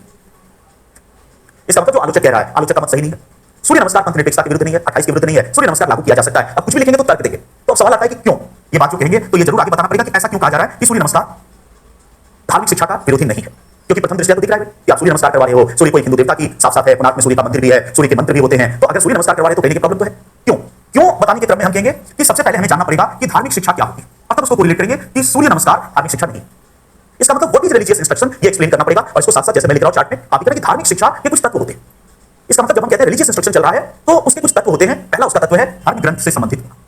तो हम कह सकते हैं यहां पर थोड़ा सा सूर्य नमस्कार कमजोर पड़ेगा क्योंकि धर्म ग्रंथों में उसका उल्लेख है कुछ ऐसी, धर्म ग्रंथों से संबंधित होना, यह पहला तत्व है। दूसरा, धर्म गुरु के द्वारा दी जाती है। धार्मिक शिक्षा हमेशा मुरारी बापू के द्वारा दी जाएगी, धर्म गुरु के द्वारा दी जाती है। यह आस्था आधारित होती है। इसका मतलब इसमें रैशनैलिटी नहीं है, इसमें धार्मिक शिक्षा आस्था आधारित होती है और इसका उद्देश्य धर्म प्रचार, धर्म का प्रसार करना है, मतलब धर्म को फैलाना, कि हमारा रिलीजन फैले। और ये सारे तत्व मिल जाएंगे तब होगी धार्मिक शिक्षा। तो रिलीजियस इंस्ट्रक्शन के कुछ तत्व है, जैसे सबसे पहले कि धर्म ग्रंथ से संबंधित होना चाहिए। दूसरा कि धर्म गुरु के द्वारा दिया जाएगा, मतलब एक धार्मिक व्यक्ति के द्वारा, किसी शिक्षक के द्वारा, प्रोफेसर के द्वारा नहीं होगा। तीसरा, आस्था आधारित होना चाहिए। इसमें तर्क की गुंजाइश कम होगी। इसमें बहुत चीजों को आस्था के आधार पर पुरानी बापू के प्रवचन में स्वीकार करेंगे तो भगवान है। और आखिर में धर्म का प्रसार, इसका अल्टीमेट खुला या छिपा हुआ उद्देश्य है कि हिंदू रिलीजन का प्रसार। ये मुरारी बापू की शिक्षा का उद्देश्य होता है। अब यदि हम सूर्य नमस्कार को इस कसौटी पे कसें, सूर्य नमस्कार, तो हम कह सकते हैं कि सूर्य नमस्कार कुछ संदर्भों में धर्म ग्रंथों से संबंधित है क्योंकि सूर्य को ईश्वर माना गया। लेकिन जब इस स्कूलों में सूर्य नमस्कार लागू होगा तो ये धर्मगुरु के द्वारा नहीं होगा, मुरारी बापू नहीं आए, ये नियुक्त शिक्षक के द्वारा करवाया जाए। वो शिक्षक मुसलमान भी हो सकता है भाई, शिक्षा में सरकारी स्कूल है तो कोई भी जो पीटीआई होगा, जो फिजिकल ट्रेनर होगा, इंस्ट्रक्टर होगा, वो करवाएगा। यह धर्मगुरु के द्वारा, यह आस्था आधारित नहीं होगी। इसका मतलब इसमें अगरबत्ती नहीं जलाई जाएगी, सूर्यदेव की प्रतिमा नहीं बनाई जाएगी, अगरबत्ती नहीं जलाई जाएगी और आस्था आधारित नहीं होगी। तर्क होगा। जब पूछेगा बच्चा ये सूर्य नमस्कार क्यों कर रहे हैं सर, तो शिक्षक ये नहीं कहेंगे कि सूर्यदेव को प्रसन्न करने के लिए, कहेगा इसलिए कि तुम्हारा स्वास्थ्य अच्छा हो, तुम बलवान हो, और ये ऐसा आसन है जिसको करने से शरीर के सभी अंगों का व्यायाम होता है। ये नहीं कि सूर्य तुम पर प्रसन्न हो। और आखिर में कि इसका उद्देश्य धर्म का प्रसार नहीं होगा, इसका उद्देश्य होगा बच्चे स्वस्थ बने। इसका मतलब कि अगर इस पद्धति से लागू किया जाए तो ये रिलीजियस इंस्ट्रक्शन नहीं। हाँ, यदि सूर्य नमस्कार को सरकारी स्कूलों में इस प्रकार लागू किया जाए कि सूर्य की विशाल प्रतिमा बनाई जाए, मुरारी बापू बुलाए जाए, पूजा पाठ हो, भजन कीर्तन हो, प्रत्येक बच्चे को कहा जाए कि पूजा करो, तो वहां एक मुसलमान का बच्चा कहेगा मेरी मूर्ति पूजा मेरे रिलीजन के खिलाफ। बट जब सूर्य नमस्कार होगा तो उसको कहा जाएगा कि तुम जो सूर्य के आगे हाथ जोड़कर खड़े हो, ये पूजा नहीं है, ये तुम्हारे लिए व्यायाम है। तो फिर कहेगा अच्छा ये व्यायाम का एक असर है, तो ठीक है कोई दिक्कत नहीं। तो हमें ये चारों आयाम दिखा और सूर्य नमस्कार को उस पर कसना है। और फिर हमें कहना है कि सूर्य नमस्कार को हम इसलिए धार्मिक शिक्षा की श्रेणी में नहीं रखेंगे। हाँ, अगर राज्य उसको उस रूप में लागू करे कि सूर्य की प्रतिमा बनवाए, एक पंडित की नियुक्ति करे, सुबह शाम उस पर घंटा बजाया जाए और वो सब चीजें हो, तो फिर गलत है, उस प्रकार राज्य लागू करेगा। लेकिन अगर राज्य एक यौगिक, क्योंकि इसलिए क्वेश्चन में क्या विश्व योग दिवस XYZ सब निकाला, इसके मूल में वो वाली बात है, तो अगर विश्व योग दिवस की सोच के साथ है तो इसका मतलब तब सूर्य नमस्कार में कोई बुराई नहीं। कभी सरस्वती वंदना पे आ जाए तो वहां भी ये पूछे कि यदि सरस्वती माता की प्रतिमा बनाई जाए, उसके आगे धूप अगरबत्ती दिखाया जाए, पूजा पाठ, वो गलत है। वो इसलिए गलत है 28 के तहत क्योंकि धार्मिक शिक्षा एक प्रकार से हो रही है। बट यदि हम इस तरह की, और बचपन में हम सभी ने प्रार्थना की, क्योंकि मैं भी कह रहा हूं कि सुप्रीम कोर्ट में जनहित याचिका दायर की गई है कि केंद्रीय विद्यालय में जो प्रार्थना होती है शायद संस्कृत में कुछ, और उसमें कहा जा रहा है कि साकार ईश्वर की बात है, तो उसमें लोगों ने आक्षेप लगाया अनुच्छेद 28 के अधीन है। तो हमें कहना है 28 के इसलिए अधीन नहीं है कि जब हम कहते हैं जैसे बचपन में हमने की हुई थी कि वह शक्ति हमें दो, दयानिधि कर्तव्य मार्ग पर डट जाए, कई लोगों ने की होगी अपने स्कूल में, तो यहाँ दयानिधि ईश्वर, बट फिर भी ये पूजा नहीं है।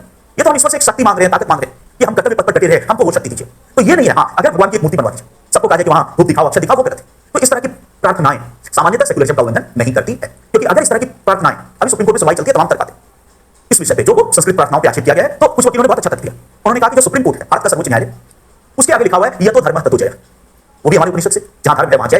तो यदि वो सरस्वती वंदना, तो फिर सुप्रीम कोर्ट की बिल्डिंग का वैसा तोड़ो, जहां पे वो चीज आपने लिखी है तो धर्म, तो यह तो धर्म तत्व जय, ये सब शिक्षाएं हैं। शिक्षा को शिक्षा के रूप में लेना, ये सबके लिए उपयोगी है। जहां कर्तव्य है वहां भी जय।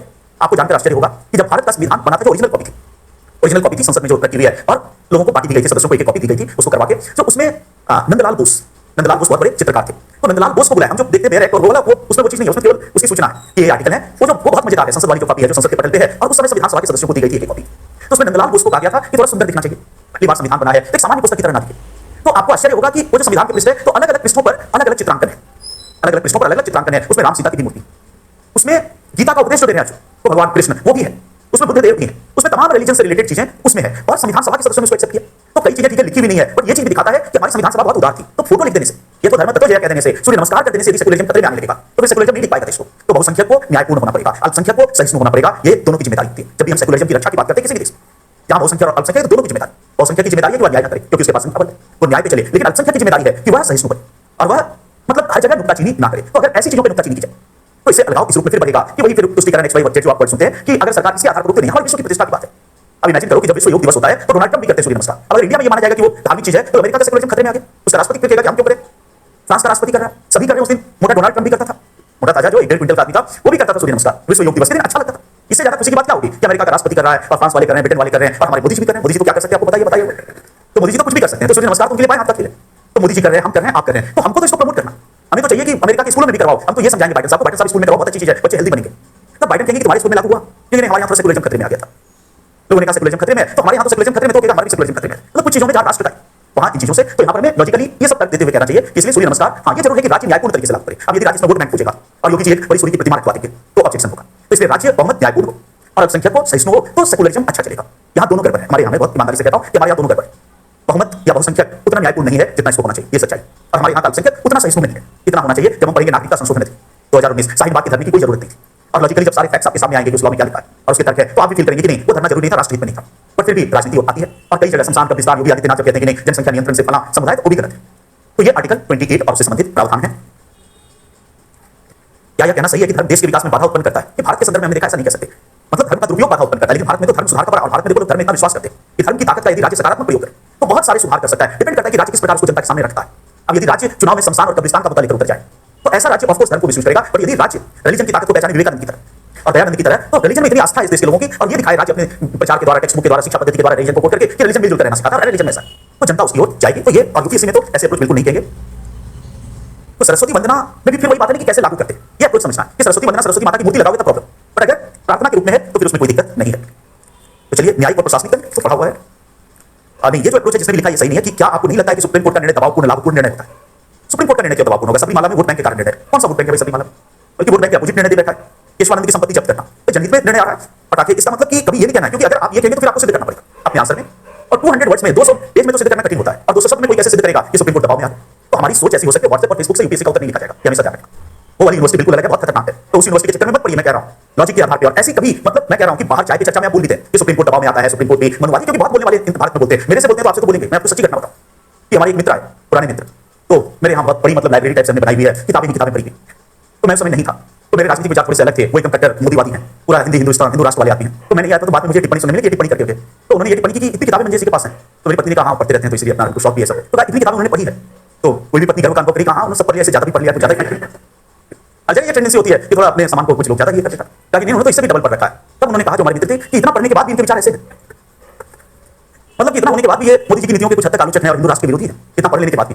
तब मैंने कहा कि हमसे मिलते तो उनके आपने नहीं पढ़ा, इसीलिए मेरी और आपकी सोच में। तो देखिए अब वही सोच की मैं बात करूं, सच्ची घटना है कि वो सोच रहे कि इतना पढ़ के भी आदमी मूर्ख है, और मैं सोच रहा हूं कि बिना पढ़ने के कारण वो मूर्ख है। तो ये पर्सपेक्टिव होता है। अभी मैं गांव जाऊंगा दिवाली में, छठ में, तो वहां मुझे कई बार सुनना पड़ेगा, कई लोग कहेंगे पढ़ लिख के भी इसके ज्ञान नहीं हो पाया इसका, ये जनरली कहा जाता है। ये नहीं कहा कि कम पढ़ा लिखा, क्योंकि वो प्रूव नहीं कर पाएगा दिल्ली यूनिवर्सिटी बीए किया, एमए किया, एमफिल पीएचडी कहेगा कि हम सब में तो सबसे पढ़ा लिखा ही है, पर इसको व्यवहारिक ज्ञान नहीं, क्योंकि अपनी जाति में कट्टरता से विश्वास नहीं करता है, अपने रिलीजन में कट्टरता से नहीं मानता है। तो चलिए अब यहाँ पर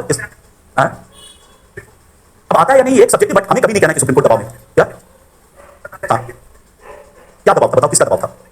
हाँ हाँ वो पता है मुझे किसका दबाव था गोलकनाथ में, मतलब अगर आप ये इतनी बड़ी बात कह रहे हैं कि गोलकनाथ दबाव का फैसला था तो किसका दबाव था, थोड़ा क्लियर कीजिए।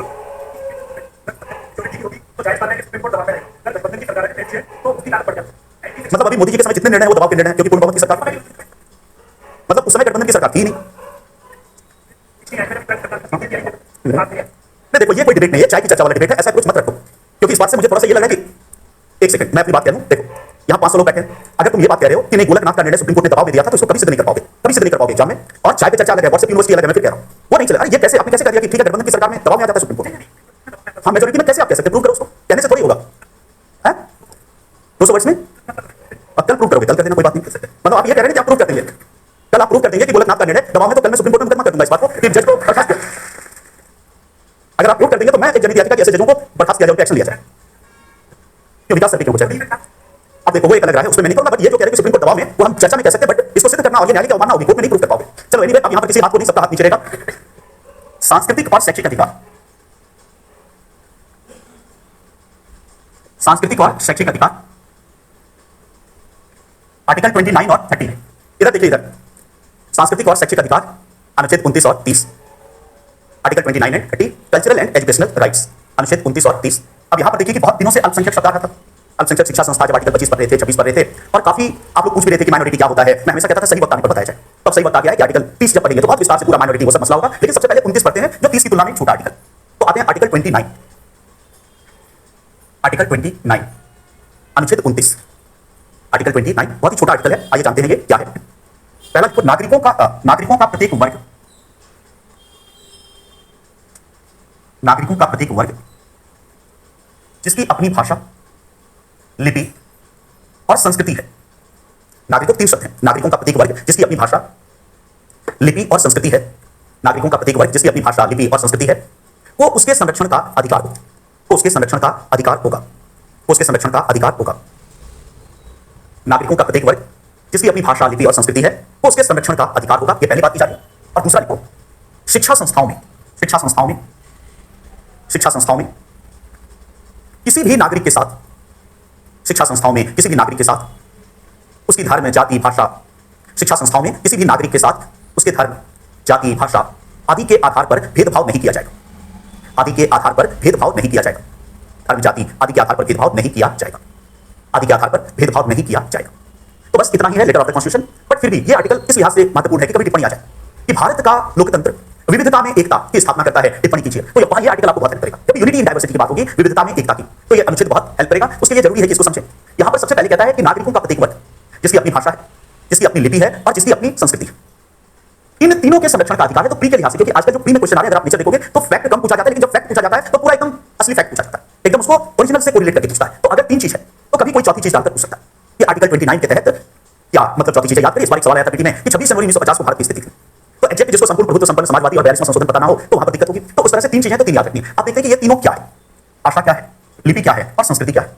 भाषा हम जानते हैं कि वह माध्यम जिसके द्वारा हम अपने विचारों को बोलकर या लिखकर प्रकट करते हैं। तो जिसके द्वारा अपने विचारों को बोलकर लिखकर प्रकट करें वह भाषा है। जैसे हिंदी एक भाषा है, हिंदी में बोलते हैं, लिखते हैं, हमारे विचार प्रकट होते हैं। अंग्रेजी एक भाषा है, उर्दू, बंगला, जो भी है वो सब एक भाषा है।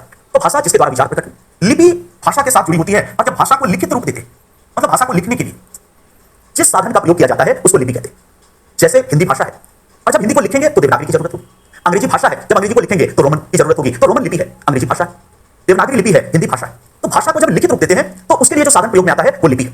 और इसीलिए हम देखेंगे कि भाषा के साथ लिपि का होना अनिवार्य नहीं। जब आप जंगलों में जाएंगे ट्राइबल्स के बीच तो बहुत सारे ट्राइबल जिनको लिखना नहीं आता, उनके यहाँ लिखने का प्रचलन ही नहीं है, फिर भी उनकी भाषा होती है। तो बिना, और ये भी बात है कि लेखन का तो बहुत बाद में आविष्कार। जब आप हमारे वेदों की बात करते हैं तो वेदों को अपौरुषेय कहा गया और वेदों को श्रुति भी कहते हैं। दो शब्द श्रुति, श्रुति का मतलब वेद को इसलिए श्रुति कहते हैं क्योंकि पहले वेद सुनकर आते थे, क्योंकि लिखने की थी नहीं वो चीज। इसका मतलब एक पीढ़ी से दूसरी पीढ़ी तक ट्रांसफर होता था गुरुकुल में श्रुति परंपरा से। तो इसका मतलब कि कोई जरूरी नहीं है कि भाषा के साथ लिपि होगी, बट ये जरूर है कि जब भाषा के साथ लिपि जुड़ जाएगी तो भाषा बड़ी होगी, मजबूत होगी, अच्छी होगी, प्रभावी होगी, क्योंकि तब भाषा में साहित्य के विकसित होने की संभावना बढ़ जाएगी। इसका मतलब जब लिपि होगी तभी तो शेक्सपियर की कहानियों को अभी तक हम पढ़ पाएंगे, जब लिपि होगी तभी तो प्रेमचंद पैदा होगा। तो भाषा के लिए लिपि का होना अनिवार्य नहीं, लेकिन लिपि होने से भाषा मजबूत होती है। तो यहां कह रहा है कि भाषा, लिपि और तीसरा है संस्कृति। तो संस्कृति शब्द को भी थोड़ा समझने की इस संदर्भ में इसका मतलब क्या है। संस्कृति का मतलब है किसी समुदाय की जीवन पद्धति, किसी समुदाय की जीवन पद्धति, इसको संस्कृति कहते हैं, किसी समुदाय की जीवन पद्धति। तो इसको समझे कि जीवन पद्धति का मतलब एक शब्द क्या है, समुदाय। समुदाय का मतलब इंडिविजुअल से कल्चर नहीं बनेगा। तो मैं अगर कोई खास चीज करने लगूं तो वो संस्कृति नहीं है, बट अगर समुदाय करने लगे और व्यापक स्तर पर उसकी जीवन पद्धति का हिस्सा हो, जैसे संस्कृति के तत्वों में आता है खान पान की आदतें, मेरी नहीं, पर्टिकुलरली एक समुदाय विशेष की। इसी प्रकार संस्कृति का हिस्सा आता है वस्त्र विन्यास, मतलब जीवन पद्धति से संबंधित चीजें, वस्त्र विन्यास, तो खान पान की आदतें। इसी तरह वस्त्र विन्यास, पर्व त्योहार, नृत्य, संगीत, इस तरह के तत्व और किसके, समुदाय। अभी क्लियर होगा जब हम लोग एग्जाम्पल लेंगे। और ये सब जब मिल जाता है समुदाय विशेष की तो उसको हम जनरली संस्कृति कहते हैं। जैसे जब हम ये कहते हैं कि क्या पंजाब का वो कौन सा साग है, सरसों, हाँ, मक्के की रोटी और सरसों का साग पंजाबी संस्कृति की विशेषता है। तो एक पर्टिकुलर खान पान की आदत की बात है। जब हम कहते हैं लिट्टी चोखा, पूर्वांचली संस्कृति की विशेषता है, मतलब समुदाय में एक प्रचलित खान पान। जब हम कहते हैं मछली और चावल, बंगाली संस्कृति की विशेषता है। इस तरह से सबकी अपनी अपनी उदाहरण ले सकते हैं। दाल बाटी चूरमा राजस्थानी संस्कृति की विशेषता है। तो ऐसा नहीं कि 28 राज्यों की संस्कृति मेरे से पूछो, बट और कोई भेदभाव न समझे, जो याद आ गया मुझसे बोल दिया, तो वो खान पान। इसी प्रकार वस्त्र विन्यास, इसका मतलब एक पर्टिकुलर जगह पर समुदाय किस प्रकार के वस्त्र विन्यास रखता है। जैसे जब हम कहते हैं कि पगड़ी गुजराती और राजस्थानी संस्कृति की विशेषता है, तो वहां पगड़ी एक जन सामान्य में प्रचलित है और दिल्ली में आपको पगड़ी उस रूप में जन सामान्य काम नहीं मिलेगी, कोई लगा ले कभी-कभी अलग बात है, लेकिन पंजाब में, सॉरी, गुजरात में, राजस्थान में पगड़ी एक मतलब प्रचलित है। इसी प्रकार जब हम कहते हैं कि धोती कुर्ता बंगाली संस्कृति का अंग है, तो इसका मतलब है कि बंगाल में अभी भी उसको प्रचलन है, तो एक वस्त्र विन्यास। पर्व त्योहार, जब हम कहते हैं काली पूजा बंगाली संस्कृति की विशेषता है, इसका मतलब उधर जन समुदाय में उसकी बड़ी मान्यता है। जब हम कहते हैं कि बिहू असम की संस्कृति की विशेषता है, जब हम कहते हैं पोंगल, वहां पे होता है केरल में, पोंगल केरल की संस्कृति की विशेषता है। तो सबके ऐसे ऐसे अपने त्योहार होते हैं।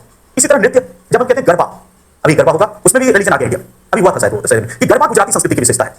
इसी तरह घूमर, अभी विवाद हुआ था, राजस्थानी संस्कृति की विशेषता है। कुचिपुड़ी कहां का है बताओ, केरल का, आंध्र प्रदेश, तेलुगु संस्कृति की विशेषता है। इसी तरह संगीत, जब हम कहते हैं रविंद्र संगीत बंगाली संस्कृति की विशेषता है। तो कहने का मतलब कि ये सब तक तो मिल जाएगा, तो इसको हम कल्चर कहते हैं और इसी को कहते हैं समुदाय की जीवन पद्धति। आप इसके आधार पर 29 को समझिए कि एक्चुअली मतलब हमारे माइंड में पिक्चर होना चाहिए कि 29 किसकी बात कर रहा है। शब्द तो हम लिख देंगे एग्जाम में कि ऐसा समुदाय जिसकी भाषा, लिपि और संस्कृति हो, बट प्रैक्टिकली उसका क्या मतलब है, संविधान निर्माता किसको टारगेट कर देता है। तो आप देखो कह रहे हैं नागरिकों का प्रत्येक वर्ग। सबसे पहली बात कि आर्टिकल 29 में अल्पसंख्यक शब्द नहीं है, ये चीज ध्यान रखना कि 29 में माइनॉरिटी वर्ड नहीं है। लेकिन यदि एग्जाम में प्रश्न आए कि हमारे जो 6 मौलिक अधिकार हैं उसमें से कौन सा मौलिक अधिकार विशेषकर अल्पसंख्यकों के हितों को संरक्षण देता है, तो हमें कहना है जो 5वां अधिकार है शैक्षिक और सांस्कृतिक अधिकार। ये अधिकार विशेषकर अल्पसंख्यकों के हितों को संरक्षण देता है। 29 भी देता है, यद्यपि 29 में अल्पसंख्यक शब्द नहीं है, फिर भी हम देखेंगे कि फायदा व्यवहार में अल्पसंख्यक लेगा। बट ये ध्यान देने की बात है कि ये नहीं कह रहा है कि अल्पसंख्यक हूं, प्रत्येक वर्ग, ये बहुत इंपॉर्टेंट है। लेटर ऑफ द कॉन्स्टिट्यूशन जानना बहुत जरूरी है, क्योंकि वो जानने से हमें थोड़ा पता चलता है कि संविधान का पर्सपेक्टिव क्या है। तो लेटर ऑफ द कॉन्स्टिट्यूशन ये कि नागरिकों का प्रत्येक वर्ग, ऐसा नहीं कि अल्पसंख्यक, आगे 30 आर्टिकल में अल्पसंख्यक मिलेगा, फायदा इसका अल्पसंख्यक लेगा, ये भी सही व्यवहार में, लेकिन कह रहा है नागरिकों का प्रत्येक वर्ग। और कैसा वर्ग, जिसकी अपनी भाषा है, जिसकी अपनी लिपि है, तो बड़े वर्गों की बात कर रहा है, बड़ी भाषाओं की बात कर रहा है, और जिसकी अपनी एक संस्कृति है, उसको यह अधिकार कि वो अपनी भाषा, लिपि और संस्कृति का संरक्षण करे। इसका मतलब यदि हम कहें कि इसका व्यवहार में इशारा है बंगाली की ओर, गुजराती की ओर, मराठी की ओर, तमिल की ओर, तेलुगु की ओर, कन्नड़ की ओर, पंजाबी की ओर, तो सही। क्यों? क्योंकि बंगाली नागरिकों का एक वर्ग है जिसकी अपनी एक भाषा है बंगला, जिसकी अपनी एक लिपि है जिसमें बंगला लिखी जाती है, जिसमें टैगोर और शरद चंद्र और विमल मित्र कितने बड़े बड़े लेखक पैदा हुए। तो बहुत ही शानदार भाषा है बंगला। और संस्कृति, जहां एक विशेष किस्म का खान पान प्रचलित है, जहां एक विशेष प्रकार के वस्त्र विन्यास को, जहां एक विशेष पर्व त्योहार मनाए जाते हैं, जहां नृत्य की विशेष पद्धति है और जहां संगीत की विशेष पद्धति। इसी तरह इसमें आएगा पंजाबी, गुजराती, वो सारे शब्द। तो एक तरह से हम देखते हैं कि भाषाई अल्पसंख्यकों आदि को इसमें संरक्षण दे, सभी को है, हिंदी वालों को भी, ऐसा नहीं कि हिंदी वालों को नहीं है, क्योंकि वर्ड नागरिकों का प्रतीक वर्ग। लेकिन फिर भी व्यवहार में बहुसंख्यक की भाषा और बहुसंख्यक की संस्कृति को जनरली खतरा नहीं हो, इसलिए क्योंकि वो तो बहुसंख्यक है, तो इसको कौन खतरा करे। खतरा जनरली किसको होगा, अल्पसंख्यक। तो हिंदी को इस देश में खतरा होते होते भी खत्म नहीं होगी हिंदी, क्योंकि मेजॉरिटी बोल। लेकिन तमिल को यदि सरकार परेशान करना शुरू करे तो तमिल के समाप्ति का खतरा उत्पन्न हो सकता है, गुजराती की समाप्ति का खतरा उत्पन्न हो सकता है, तेलुगु की समाप्ति का खतरा उत्पन्न हो सकता है। तो इसलिए फायदा व्यवहार में कौन लेगा, अल्पसंख्यक। लेकिन ये सभी के लिए, तो कह रहा है नागरिकों का प्रत्येक वर्ग जिसकी अपनी भाषा, लिपि और संस्कृति है, उसको उसके संरक्षण का अधिकार है। अब यहाँ पर थोड़ा सा हिंदी की बात करें, क्योंकि भारत में भाषा संबंधी विवाद बहुत बड़ा है, तो थोड़ा सा हिंदी की बात करें कि अगर पंजाबी के संरक्षण का अधिकार, गुजराती भाषा के संरक्षण का अधिकार है, तमिल, तेलुगु फंडामेंटल राइट है, और देखो भाषा शब्द ध्यान रखा हो, तो सवाल उठता है कि हिंदी का विकास कैसे, क्वेश्चन मार्क। क्योंकि यदि ये फंडामेंटल राइट है तो फिर हिंदी का विकास, तो हमें समझना है कि हमारा पर्सपेक्टिव संविधान निर्माता का क्या है। जब हम अपने संविधान को पढ़ते हैं तो आर्टिकल 343 भाषा पेपर 1 में जब पढ़ोगे 351 कई जगह हिंदी को महत्व दिया गया है। 343 कहता है कि संघ की राजभाषा हिंदी होगी। अच्छा, ये भी ध्यान रखना राष्ट्रभाषा शब्द का प्रयोग संविधान में नहीं। तो राजभाषा जो भी हो, फिर भी राजभाषा तो 351 कहता है कि संघ की जिम्मेदारी होगी जो हिंदी की उन्नति करे।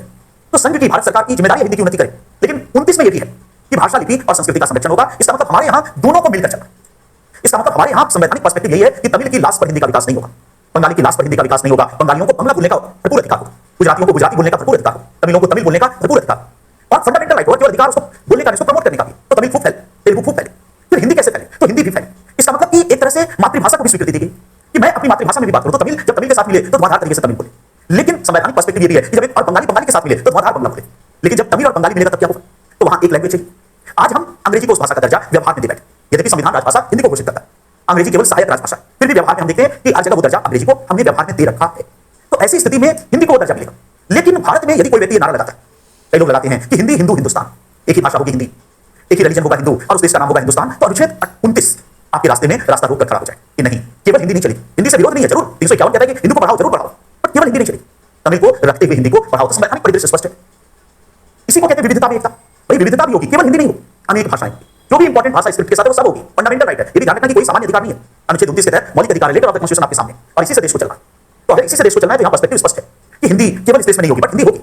सभी लोगों को हिंदी बोलने के लिए प्रमोट किया जाएगा, पर किसी से गुजराती बोलने का हक नहीं छीना जाएगा, किसी से तमिल बोलने का हक नहीं छीना जाएगा, किसी से बंगाली बोलने का हक नहीं छीना जाएगा। ये कभी नहीं माना जाएगा कि बंगला के होने से हिंदी खत्म होगी, बल्कि हमें माना जाएगा बंगला भी रहेगी और हिंदी भी रहेगी। सरकार की नीति ऐसी होनी चाहिए।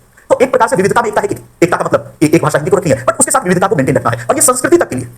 इसका मतलब इस देश में सभी त्योहार मनाए जाए, इस देश में सभी प्रकार के भोजनों को मान्यता हो। ऐसा नहीं कि कह देगा इन्हें फला फला ही चलेगा। इस देश में सभी प्रकार के नृत्य होंगे। तो राजस्थानी अपना घूमर नाचेगा, गुजराती अपना गरबा करेगा, बाकी दिल्ली वालों का तो कोई नृत्य है ही नहीं, तो ये अपना उपटान जो भी करना है करेगा। सच्चाई है कि दिल्ली वालों के पास कुछ नहीं है, और कोई बुरा ना माने, बट मैं भी दिल्ली में रहता, इसलिए मुझे पता है कि इसके पास कुछ नहीं, सब उधार का है। तो जो भी हो, फिर भी मैं ये अनऑफिशियली कह रहा हूं, ये कहीं किसी को बताने की बात नहीं, लिखने वाली बात नहीं। तो अपना कुछ नहीं, बट हाँ, राजस्थानी अपना नृत्य करेंगे, गुजराती अपना नृत्य करेंगे, सब अपना सबका अपना संगीत होगा, और ये ऐसे भारत की परिकल्पना है। तो एक तरह से पर्सपेक्टिव दिखाना संविधान का दर्शन मौलिक अधिकार में भी है, मुख्यतः प्रस्तावना की यहाँ भी कि कैसे भारत की परिकल्पना संविधान निर्माता ने की। एक गुलदस्ता, फूलों का गुलदस्ता जिसमें अनेक फूल मिले और सारे फूल अपनी अपनी सुगंध बिखेर रहे हैं, और दूर से दिखने में लगता है कितना सुंदर एक गुलदस्ता। तो एकत्व भी है, लेकिन उस एकत्व के बीच विविधता है। तो हमारा देश कभी भी समरूपता का देश नहीं है संवैधानिक दृष्टि से। हमारा देश बहुलवाद का देश है, हमारा देश मल्टीकल्चरलिज्म का देश, बहुलवाद का देश है। मैं संवैधानिक बात कर, इसका मतलब इस देश में आप एक तरह से और इस लिहाज से देखा जाए तो कितना बढ़िया संविधान कि सबको अपने अपने हिसाब से जीने की आजादी देता है। नहीं कोई कट्टरता नहीं, तालिबान के लिए यहाँ कोई जगह नहीं। आप कोई हावी हो जाए तो अलग बात है, व्यवहार में हावी हो जाए, लेकिन इस देश के संविधान में तालिबान के लिए कोई जगह नहीं। ऐसा नहीं कि सब अपनी अपनी भाषा बोलो, सब अपने अपने त्योहार मनाओ, पर साथ साथ एक राष्ट्रीय एकीकरण 351 हिंदी के तहत भी करो। तो इस देश में यह कहा जा रहा है कि सभी को भाषा, लिपि और संस्कृति के संरक्षण का अधिकार। और आखिर में कह रहा है कि किसी भी व्यक्ति के साथ, नागरिक के साथ, नागरिक के लिए, नागरिक के लिए, किसी भी नागरिक के साथ शिक्षा संस्था में धर्म, जाति, भाषा के आधार पर और संस्कृति के आधार पर भेदभाव नहीं होगा। अब मान लो आईआईटी दिल्ली में तमिलनाडु का कोई छात्र आता है, और ऐसा होता है दिल्ली यूनिवर्सिटी से इतने लंबे समय तक मैं जुड़ा रहा, तो मुझे पता है कि कितने कितने बच्चे आते हैं, कहां से नॉर्थ ईस्ट का बच्चा आता है, तमिलनाडु, केरल, सब जगह का। अभी तो एक प्रोफेसर साहब ने भी बात भी कर दी, आपने पढ़ा होगा, उन्होंने कहा कि केरल बहुत षड्यंत्र कर रहा है, क्योंकि डीयू में जो एडमिशन होता है वो मार्क्स बेसिस पे होता है। तो कहा कि केरल में वामपंथी सरकार है, तो कितना मतलब नुक्ताचीनी हो रही है। अब सच्चाई हो भी सकती है, हालांकि लॉजिकल बात उन्होंने रखी है। उन्होंने एडमिशन में थे वो, तो कोई एक सब्जेक्ट था जिसमें सारे के सारे केरल वालों का एडमिशन। क्यों? क्योंकि केरल बोर्ड से 100% मार्क्स लेके सब आए, यहाँ पे मार्क्स के बेसिस पे, तो यहाँ सबका 100 वाला। तो अगर कोई एक बोर्ड ऐसी शैतानी कर रहा है, यही उन्होंने आरोप लगाया कि केरल बोर्ड जानबूझकर, और वहां वामपंथियों का दबदबा है, तो जान के सबको 100% दे देता है ताकि सब दिल्ली यूनिवर्सिटी में भर जाए। तो अगर ऐसा कर रहा है तो गड़बड़ी है। पर फिर भी यहाँ केरल के लोग तमिलनाडु देखें कितना बढ़िया, मतलब एक छोटा भारतवर्ष दिखता है दिल्ली यूनिवर्सिटी की कक्षाओं में। इसलिए दिखता है क्योंकि उसमें आपको तमिलनाडु का भी छात्र बैठा हुआ है, सब बैठे। अब मान लो कि दिल्ली यूनिवर्सिटी है, आईआईटी दिल्ली, इसमें कोई तमिलनाडु का स्टूडेंट आता है, तो उसका वस्त्र विन्यास है, वो अलग तरह के कपड़े पहनने का आती हो सकता है। तमिलनाडु के गांव का बच्चा आता है, शहर का बच्चा है तो कोट पैंट और सूट तो पहन रहा है, पर एकदम गांव से कोई आ गया, उसका भी तो राइट है एजुकेशन। तो उसको वही पुराना तमिलनाडु में क्योंकि नम जलवायु पाई जाती है। अच्छा, हर चीज हमारी ज्योग्राफी से चलती है ज्यादातर, ये भी व्यवहार में चले कि अगर जलवायु नम होगी, उमस भरी होगी, तो आप फुल बाजू का कपड़ा नहीं चलेगा, उस तरह का टाइट कपड़ा नहीं चलेगा।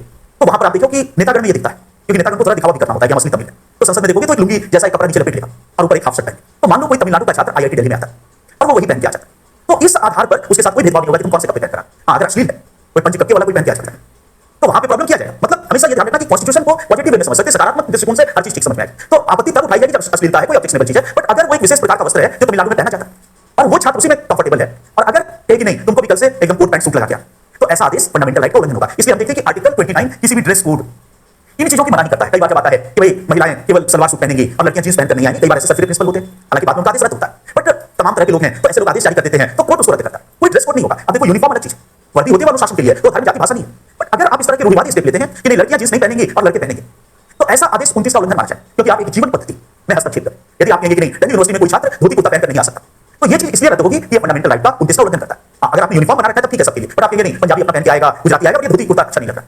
तो लॉजिकली अगर वो चीज सही बैठती है तब तो ठीक है, आपने दौड़ने वाली क्लास है तो वहां रोका जा सकता है, धोती कुर्ता दौड़ने में बाधा करता है। बट इस आधार पर नहीं कि धोती कुर्ता बंगाल का है तो ड्रेस कोड नहीं होगा। इसी तरह फूड कोड, जब हम कहते हैं फूड कोड का मतलब कि अगर मोदी जी ये आदेश जारी करें कि हर स्कूल में नाश्ता केवल पोहा और वो जो गुजराती नाश्ता है वो होगा, तो ये आदेश गलत माना जाए। इसलिए क्योंकि आप फूड कोड नहीं, अब अगर मुझे वो नाश्ता किसी कारण से पसंद नहीं है क्योंकि मैंने दूसरी संस्कृति में जन्म, तो आप बात करेंगे कि नहीं सबको वो खाना ही पड़ेगा फाफड़ी, जो भी होते हैं, तो वो गलत है।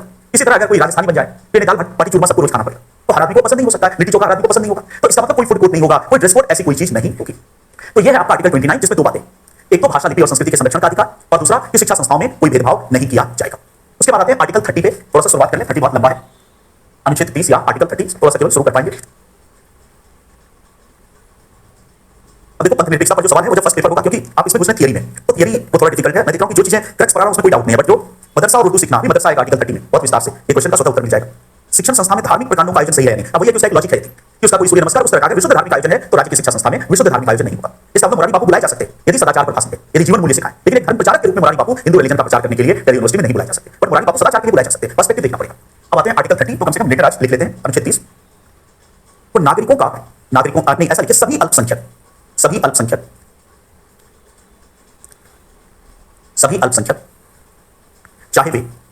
अल्पसंख्यक चाहे वे धार्मिक अल्पसंख्यक हों या भाषाई अल्पसंख्यक। अब यहां देखो अल्पसंख्यक शब्द है, सभी अल्पसंख्यक चाहे वे धार्मिक अल्पसंख्यक हों या भाषाई अल्पसंख्यक, उन्हें मनोनुकूल शिक्षा संस्था की स्थापना का अधिकार होगा। यहीं पर पूरा मदरसा का मुद्दा रहेगा। सभी अल्पसंख्यक चाहे वे धार्मिक अल्पसंख्यक हों या भाषाई अल्पसंख्यक, उन्हें मनोनुकूल शिक्षा संस्था की स्थापना का अधिकार होगा। मनोनुकूल शिक्षा संस्था की स्थापना का अधिकार होगा, शिक्षा संस्था की स्थापना का अधिकार होगा। तो ये पहली बात कह रहा है, और एक लाइन और है, छोटा आर्टिकल है बट एक चीज और है, तो सभी अल्पसंख्यक चाहे वो धार्मिक हो या भाषाई हो, उन्हें मनोनुकूल शिक्षा संस्था की स्थापना का अधिकार होगा। और आगे लिखो, यदि जनहित में अल्पसंख्यक शिक्षा संस्था की भूमि या संपत्ति, यदि जनहित में अल्पसंख्यक शिक्षा संस्था की भूमि या संपत्ति का अधिग्रहण किया जाता है, यदि जनहित में अल्पसंख्यक शिक्षा संस्था की भूमि या संपत्ति का अधिग्रहण किया जाता है, यदि जनहित में अल्पसंख्यक शिक्षा संस्था की भूमि या संपत्ति का अधिग्रहण किया जाता है, तो बाजार दर पर मुआवजा दिया जाएगा। बाजार दर संविधान में शब्द नहीं है, बट मीनिंग वही है, तो हमने सरल करके लिखा है, तो बाजार दर पर मुआवजा दिया जाएगा। यदि अल्पसंख्यक शिक्षा संस्था की भूमि या संपत्ति का अधिग्रहण किया जाता है, तो बाजार दर पर मुआवजा दिया जाएगा, तो यही दो चीज है। इसका मतलब सबसे पहली चीज, यदि हम आर्टिकल 30 की बात करें, तो इसमें एक चीज लिखो कि अल्पसंख्यक शब्द का प्रयोग है, और यह सवाल पूछा जाता है, अल्पसंख्यक शब्द का प्रयोग है। आर्टिकल 29 भी फायदा अल्पसंख्यक को देगा, तो प्रश्न के लैंग्वेज को पकड़ना है नहीं है कि यदि आए कि मौलिक अधिकारों में कौन कौन सा अनुच्छेद अल्पसंख्यक को फायदा पहुंचाता है, तो 29 दोनों पहुंचाता है। लेकिन यदि प्रश्न आए कि अल्पसंख्यक शब्द का प्रयोग किस अनुच्छेद में हुआ है, तो 29 को टिक नहीं कर, 29 में कहीं पर भी माइनॉरिटी वर्ड नहीं, उसमें है नागरिकों का प्रतीक वर्ड, पर इसमें अल्पसंख्यक है, तो पहली बात की आर्टिकल 30 में अल्पसंख्यक का प्रयोग है। फिर दूसरी लाइन लिखो, भारत का संविधान, क्योंकि 4 लाइन में कथन ये सब बने, भारत का संविधान अल्पसंख्यक को परिभाषित नहीं करता, भारत का संविधान अल्पसंख्यक को परिभाषित नहीं करता, माइनॉरिटी को डिफाइन नहीं करता, भारत का संविधान अल्पसंख्यक को परिभाषित नहीं करता। यद्यपि दो प्रकार के अल्पसंख्यकों को मान्यता देता है, यद्यपि दो प्रकार के अल्पसंख्यकों को मान्यता देता है, धार्मिक अल्पसंख्यक और भाषाई अल्पसंख्यक, यद्यपि दो प्रकार के अल्पसंख्यकों को मान्यता देता है, धार्मिक अल्पसंख्यक और भाषाई अल्पसंख्यक,